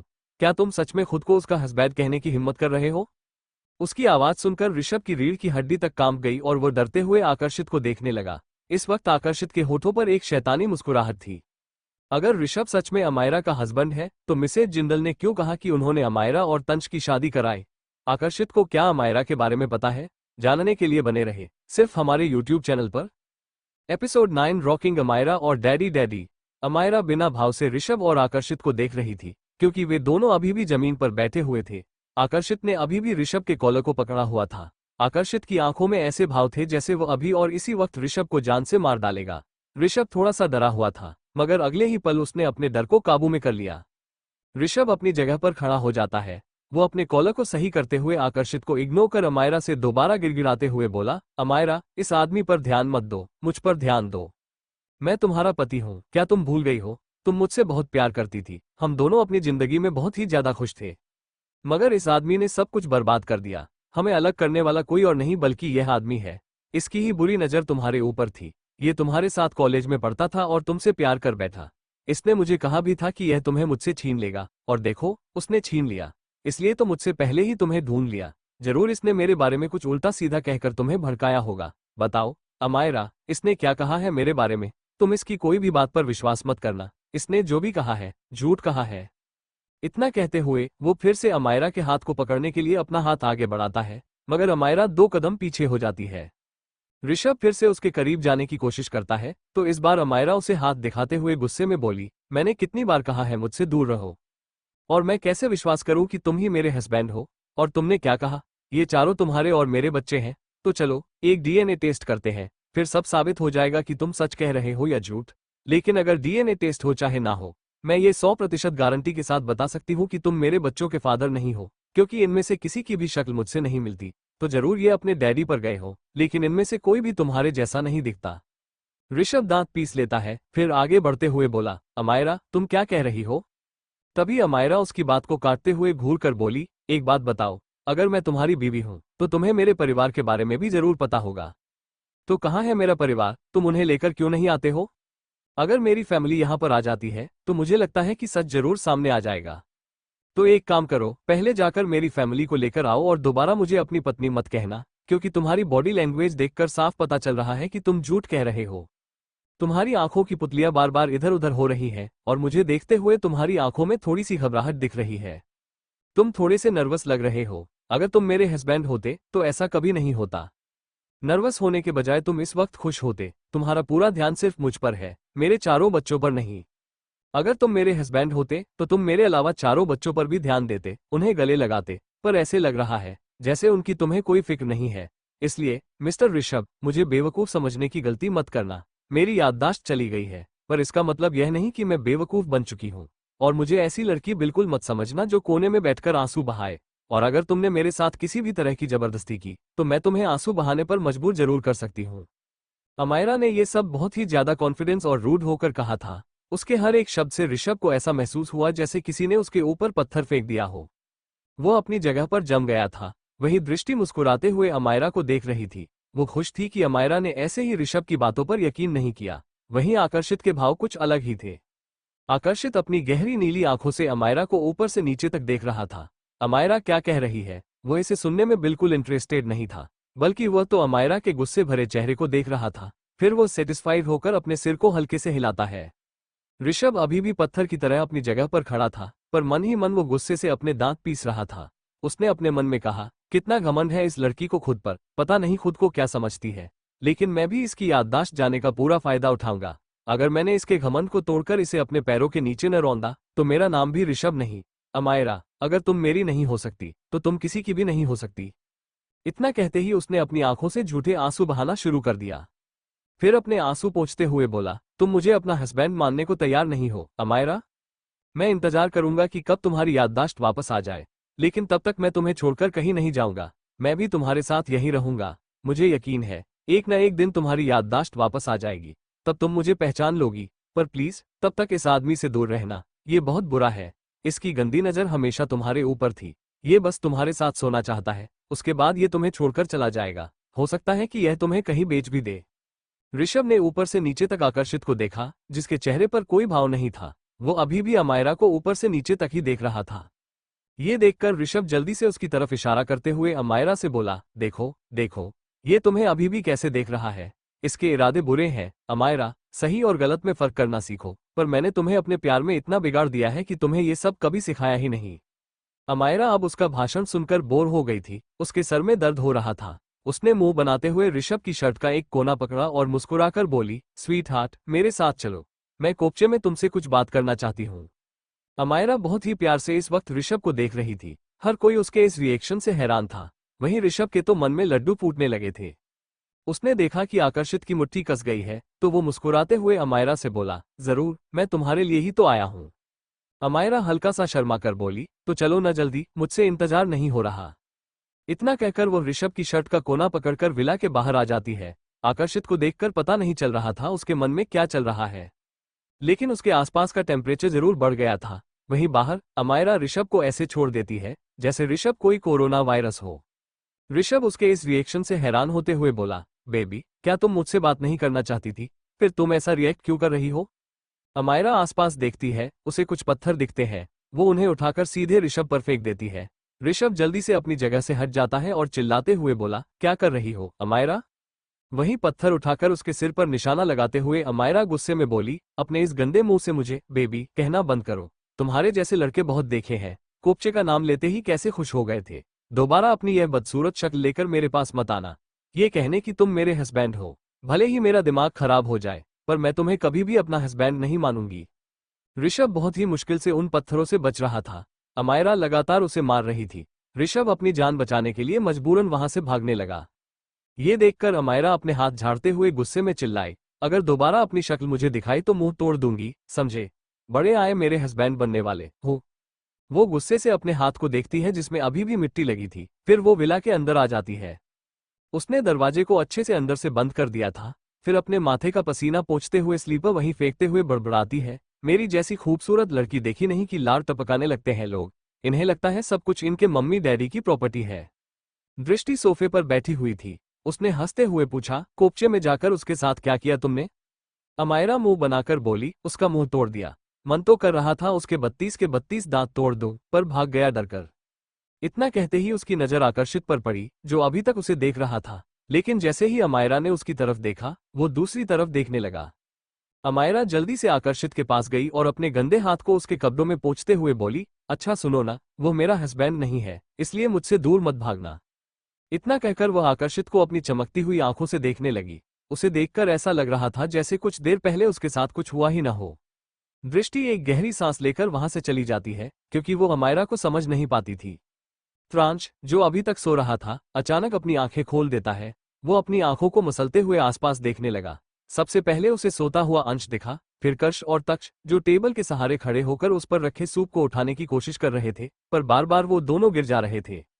त्रांश अपनी आंखें मलते हुए सिर ऊपर करके देखता है। उसे अमायरा और आकर्षित नजर आते हैं। आकर्षित को देखते ही त्रांश की आंखों में एक चमक आ जाती है। वो बहुत ही ज्यादा खुश नजर आने लगता है। उसे देखकर बिल्कुल नहीं लग रहा था कि वो बीमार है। वो उसे आवाज लगाने की कोशिश करता है, मगर आकर्षित उसकी आवाज नहीं सुन पाता। ये देखकर त्रांश बैठने की कोशिश करता है, मगर वह बैठ नहीं पा रहा था। बाकी बच्चों के मुकाबले वो ठीक से पैरों के बल नहीं चल पाता था, पर थोड़ा थोड़ा चल लेता था। वो बहुत ही मेहनत करके आकर्षित के पैरों के पास रेंगते हुए पहुंच जाता है। फिर उसके पैर को पकड़कर खड़े होने की कोशिश करते हुए बोला, डैडी। उसकी आवाज इस बार भी धीमी थी, मगर इस बार अमायरा और आकर्षित दोनों ने उसके मुंह से डैडी सुना था। त्रांश की नीली आंखों में इस वक्त एक चमक थी। उसकी नीली आंखें आकर्षित की नीली आंखों से टकराईं। त्रांश आकर्षित के पैरों को कसकर पकड़ लेता है, फिर अपनी आंखें बंद कर लेता है, जैसे सो गया हो।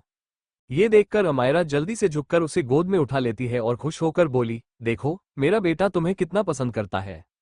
वो कभी भी मुझसे बात नहीं करता, यहाँ तक कि वो किसी के साथ खेलता भी नहीं है, पर तुम्हें देखकर डैडी बोल रहा है। डॉक्टर ने भी कहा था कि भले ही वो कमजोर है, मगर उसका दिमाग काफी तेज हो सकता है। एक मिनट, कहीं तुम सच में इसके डैडी तो नहीं हो? देखो, तुम्हारी आंखें भी नीली हैं और इसकी भी नीली है। क्या तुम जानबूझकर अपनी पहचान मुझसे छुपा रहे हो? क्या सच में तुम्हारा असली नाम आकर्षित है या कुछ और? वो शक भरी निगाहों से आकर्षित को देखने लगती है। आकर्षित की आंखों में कई सारे रहस्य थे। वो अमायरा को इग्नोर करते हुए वहां से जाने लगा, तो अमायरा ने उसका हाथ पकड़कर कहा, अब मुझे जरूर ऐसा लग रहा है कि तुम कुछ छुपा रहे हो। क्या छुपा रहे हो, तंश? एक पल के लिए आकर्षित अपनी जगह पर रुक जाता है। तंश नाम उसके कानों में गूंजने लगा था, जिससे वह अपनी मुट्ठी बंद कर लेता है। वो गुस्से में बोला, आई एम नॉट तंश, आई एम आकर्षित। इतना कहते ही वो गुस्से से वहां से चला गया। अमायरा खुद भी हैरान थी। वो कंफ्यूज होकर सोचने लगी, तंश कौन है और मैंने उसका नाम क्यों लिया? मैं किसी तंश नाम के इंसान को नहीं जानती। अमायरा बच्चों के पास गद्दे पर बैठ गई। वो अपने दिमाग पर जोर डालकर सोचने लगी कि आखिर ये तंश नाम का इंसान कौन है। बहुत ज्यादा सोचने के कारण उसके सिर में दर्द होने लगा। वो अपने सिर को पकड़कर बैठ गई और बड़बड़ाने लगी, कौन है ये तंश और इसका नाम बिल्कुल त्रांश से मैच कर रहा। अंश, जो अभी तक सो रहा था, अचानक अपनी आंखें खोल देता है और आसपास देखने लगता है। अमायरा ने उसके इस रिएक्शन पर ध्यान नहीं दिया था, मगर अंश आसपास देखने लगा। जब उसे कोई नजर नहीं आया तो वो रोने लगा। क्या अमायरा याद कर पाएगी कि कौन है तंश? ऋषभ, क्या कोई नई चाल चलेगा अमायरा को पाने के लिए? क्या आकर्षित और तंश का कोई रिश्ता है? जानने के लिए बने रहे सिर्फ हमारे YouTube चैनल पर। एपिसोड 10, अमायरा का हस्बैंड तंश वर्धन जिंदल। रात के 9 बज चुके थे। अमायरा और दृष्टि ने डिनर खत्म कर लिया था। इस वक्त दृष्टि स्टडी रूम में एक मीटिंग अटेंड कर रही थी। तभी कोई डोर नॉक करता है। दृष्टि अपने कानों से ईयरबड्स निकालते हुए ठंडे स्वर में बोली, कम इन। अमायरा जल्दी से डोर खोलकर अंदर आती है। उसके गोद में इस वक्त अंश था। अमायरा को इस समय अपने स्टडी रूम में देखकर दृष्टि के चेहरे के एक्सप्रेशन सीरियस हो जाते हैं। उसने अमायरा के लिए एक चेयर निकाली और उसे बैठने का इशारा करते हुए पूछा, क्या हुआ? अमायरा अंश को लेकर गोद में बैठ जाती है। उसके बाद उसने सीरियस होकर कहा, क्या तुम्हें पता है तारा कहाँ है? हॉस्पिटल जाने से पहले मैंने तीनों बच्चों की रिस्पॉन्सिबिलिटी उसे दी थी, पर जब से मैं वापस आई हूँ मुझे वो कहीं भी नहीं मिल रही है। इनफैक्ट मैंने कई लोगों को उसे ढूंढने के लिए भी भेजा है, लेकिन किसी को नहीं पता वो कहाँ है। ये सुनकर दृष्टि के एक्सप्रेशन भी सीरियस हो जाते हैं। उसने अपने फोन को उठाते हुए कहा, एक मिनट रुको, मैं ट्राई करती हूँ। उसने किसी को कॉल किया। एक ही रिंग में किसी ने कॉल रिसीव कर लिया, तो दृष्टि ऑर्डर देते हुए बोली, पता करो तारा कहाँ है। इतना कहकर वो कॉल कट कर देती है। फिर अंश के बालों को सहलाते हुए अमायरा से बोली, तुम्हें क्या लगता है वो ऋषभ कौन हो सकता है? अमायरा चुप हो जाती है। वो ऋषभ के बारे में सोचते हुए बोली, मुझे नहीं लगता वो मेरा हस्बैंड है। लेकिन इतना कहते हुए वो शांत हो जाती है, मगर उसके चेहरे पर हिचकिचाहट साफ नजर आ रही थी। अमायरा अपने होठों को दबा रही थी। दृष्टि उसके हाथ पर हाथ रखकर उसे आगे बोलने के लिए कहती है। तो अमायरा अंश के चेहरे को अपनी तरफ करते हुए बोली, लेकिन आकर्षित मुझे थोड़ा सा जाना पहचाना लगता है। और अंश का चेहरा देखो, क्या तुम्हें नहीं लगता वह आकर्षित जैसा दिखता है? और त्रांश की आंखें भी बिल्कुल आकर्षित जैसी हैं। जब भी मैं त्रांश की आंखों को देखती हूँ मुझे ऐसा लगता है जैसे कोई मुझे हिप्नोटाइज कर रहा हो, और ऐसा ही बिल्कुल आकर्षित के साथ भी मुझे लगता है। इसलिए मैं चाहती हूँ तुम आकर्षित के बारे में पता करो। दृष्टि भी यही चीज अमायरा से कहना चाहती थी। वो और अमायरा दोनों ही अंश के चेहरे को देख रहे थे और अंश टेबल पर चढ़कर लैपटॉप के साथ खेल रहा था। उसे लैपटॉप पर उंगलियां चलाने में बहुत मजा आ रहा था। उसके बाद वो लैपटॉप के एक कोने को अपने मुंह के अंदर डालकर काटने की कोशिश करने लगा। अमायरा उसे डांटते हुए बोली, अंश शैतानी मत करो। वो जल्दी से उसे लैपटॉप से दूर कर देती है, तो अंश फिर से लैपटॉप की तरफ कूदने लगता है। वो अपनी पूरी ताकत लगाकर लैपटॉप पर कूद रहा था। अमायरा के लिए उसे रोकना थोड़ा मुश्किल था, इसलिए वो उसे लेकर खड़ी हो गई।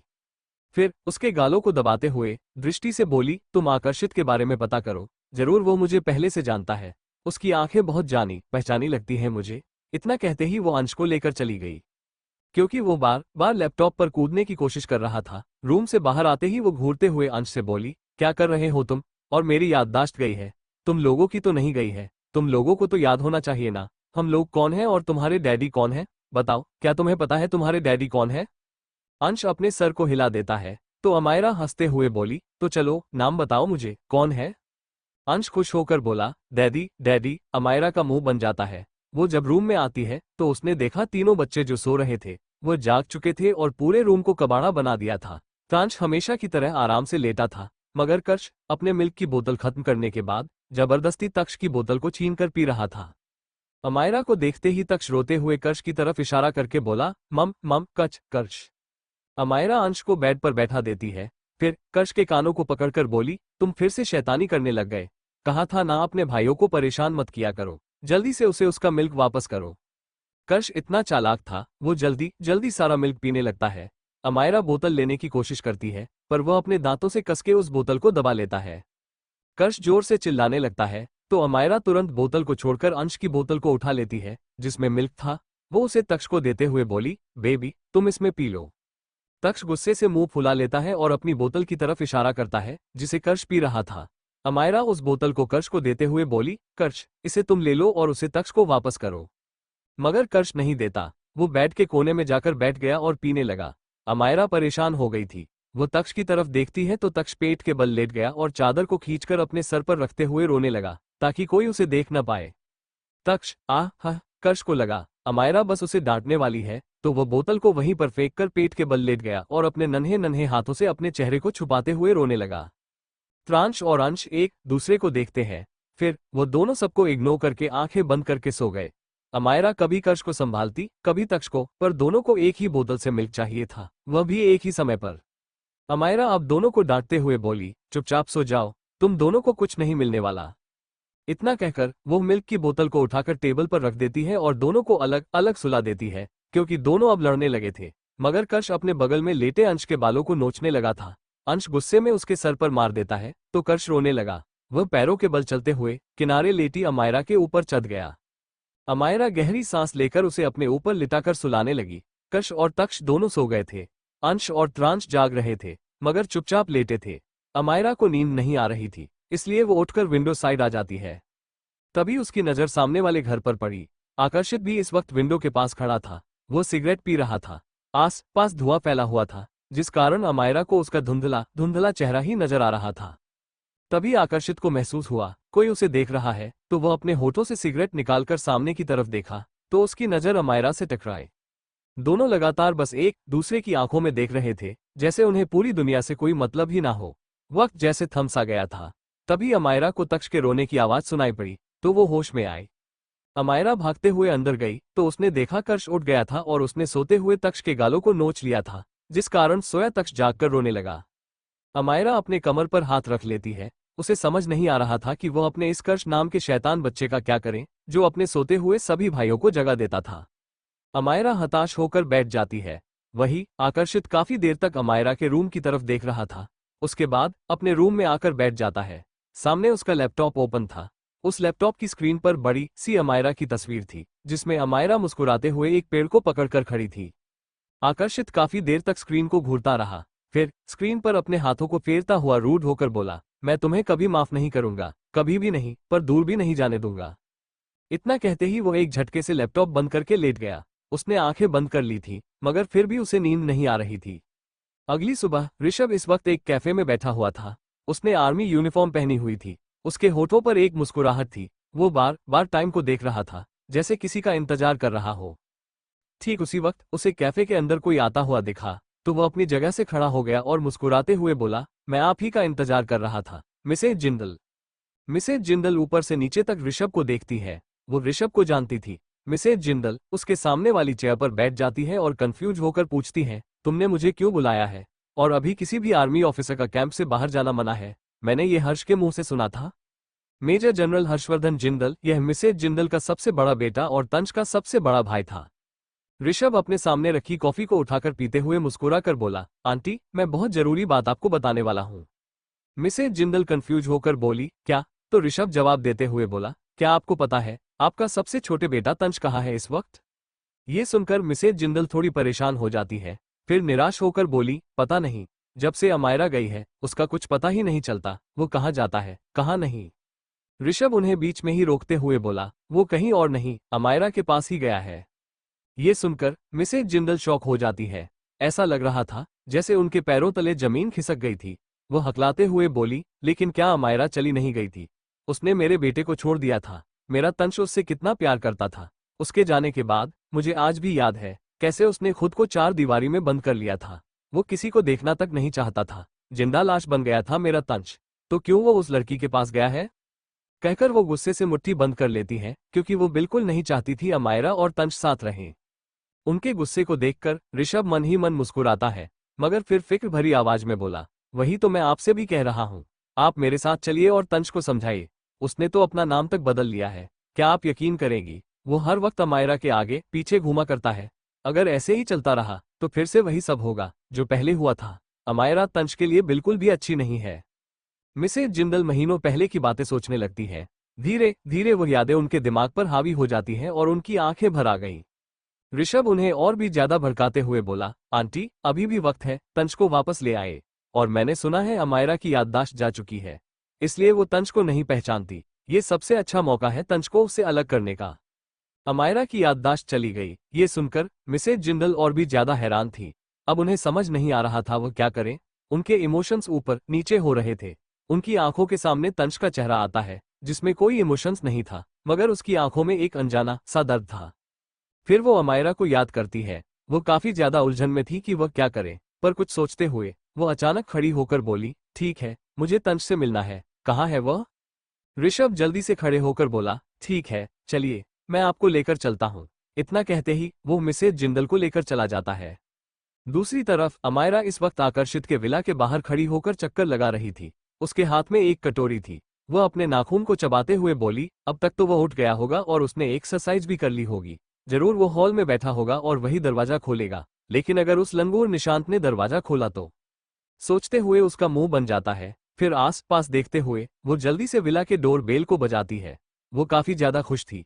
इसी वक्त डोर ओपन हुआ। अमायरा सामने खड़े इंसान का चेहरा देखकर और भी ज्यादा खुश हो गई, क्योंकि दरवाजा किसी और ने नहीं बल्कि आकर्षित ने खोला था। आकर्षित की नजर जैसे ही अमायरा पर पड़ती है, वो उसे ऊपर से नीचे तक घूरने लगता है, मगर अमायरा ने कुछ नहीं कहा, तो वो डोर को उसके मुंह पर बंद करने वाला था। ये देखकर अमायरा जल्दी से दरवाजे को खोलते हुए अंदर आ गई। फिर मुंह बनाकर बोली, कोई मेहमानों का इस तरीके से स्वागत करता है क्या? फिर वो अपने हाथ में पकड़ी कटोरी को आकर्षित की तरफ करते हुए बोली, मुझे इसमें थोड़ी सी चीनी चाहिए, क्या तुम्हारे घर में मिलेगी? आकर्षित उसे घूरते हुए डायरेक्ट मना करके बोला, no and get out. Amayra उसके रूड बिहेवियर से नाराज नहीं हुई, बल्कि आकर्षित के आस पास घूमते हुए अपने पंजे के बल खड़ी हो गई। फिर अपने एक हाथ से उसके गालों को खींचते हुए बोली, तुम बहुत ही स्वीट हो, गुस्सा करते हुए भी कितने क्यूट लगते हो। इतना कहकर वो डाइनिंग टेबल के पास चली जाती है। निशांत उसे घूरते हुए नाश्ता लगा रहा था। अमायरा को देखते ही उसका भी मुंह बन गया, मगर अमायरा उसे इग्नोर करते हुए डाइनिंग टेबल पर बैठ गई। फिर ऐसे प्लेट लगाने लगी जैसे उसका ही घर हो। ये देखकर निशांत जल्दी से उसके हाथ को पकड़कर बोला, क्या कर रही हो? यह मेरा घर है। तुम कितनी बेशर्म हो, दूसरों के घर में क्या इस तरह खाते हैं? अमायरा उसके हाथ को अपने हाथ से हटाती है। फिर आकर्षित को देखते हुए बोली, तुम भी आकर मेरे साथ खाओ ना, और वैसे भी हम पड़ोसी हैं, तो हम एक दूसरे के यहाँ खाना तो खा ही सकते हैं, है ना? देखो, मैं बिल्कुल थोड़ा सा खाती हूँ, और यहाँ पर तो कितना ढेर सारा खाना है। आकर्षित उस पर ध्यान नहीं देता। वो अपनी चेयर पर आराम से बैठ गया, तो अमायरा जल्दी से उसकी प्लेट को लगा देती है। आकर्षित उसकी तरफ नहीं देखता। वो चुपचाप अपने ब्रेकफास्ट को खाने लगता है, और अमायरा एक हाथ से अपने गालों को पकड़कर लगातार उसे घूर रही थी। निशांत जल्दी से उसके हाथ से कटोरी ले लेता है और किचन से चीनी लाकर उसे देते हुए बोला, ये लो, अब जाओ मेरे घर से। अमायरा मुंह बनाकर बोली, अरे अभी तो मैंने ठीक से कुछ खाया भी नहीं, रुको तो। मगर निशांत जबरदस्ती उसके हाथ को पकड़कर उसे विला के बाहर निकाल देता है और अंदर से दरवाजा बंद कर लेता है। अमायरा गुस्से से एक किक दरवाजे पर मारते हुए बोली, मेरे घर आओ, फिर तुम्हें बताऊंगी। मैं ऐसे ही धक्के मारकर बाहर निकलोगी तुम्हें, लंगूर कहीं के, बंदर की पूंछ। अगर तुम्हारा मुंह काला करके गधे पर बैठा कर पूरे मोहल्ले में ना घुमाया तो मेरा नाम भी अमायरा नहीं। इतना कहकर वो आगे पैर पटकते हुए जाने लगी। वहीं आकर्षित जानलेवा नजरों से निशांत को घूरते हुए अपनी ठंडी आवाज में बोला, आइंदा से उसे टच मत करना। उसकी वार्निंग सुनकर निशांत थोड़ा सा डर जाता है, मगर आकर्षित आगे कुछ नहीं बोलता। वो उठकर अपने रूम में चला गया। उसने कुछ खाया भी नहीं था अमायरा के जाने के बाद। ये चीज निशांत को अजीब लग रही थी। वही अमायरा जब अपने विला की तरफ जा रही थी, अचानक उसके सामने कोई आकर खड़ा हो गया। तो अमायरा एकदम चौंकी और ऊपर से नीचे तक उस इंसान को देखते हुए पूछती है, आप कौन? उसके सामने कोई और नहीं, मिसेज जिंदल खड़ी थी, जिनके चेहरे के एक्सप्रेशन बहुत ही कठोर लग रहे थे। वो बहुत ही नर्म दिल की इंसान थी, मगर आज वो पहले जैसी बिल्कुल नहीं लग रही थी। उन्होंने अमायरा को घूरते हुए देखा और फिर बोली, मुझे तुमसे कुछ बात करनी है। उनके बोलने का लहजा थोड़ा तीखा था। वो अमायरा को थोड़ी जानी पहचानी लगी, मगर पता नहीं क्यों घबराहट से उसका दिल धड़कने लगा। वो अपने उंगलियों को मसलने लगती है। क्या करेगी मिसेज जिंदल अमायरा के साथ? कौन है तंच? जानने के लिए बने रहे सिर्फ हमारे YouTube चैनल पर।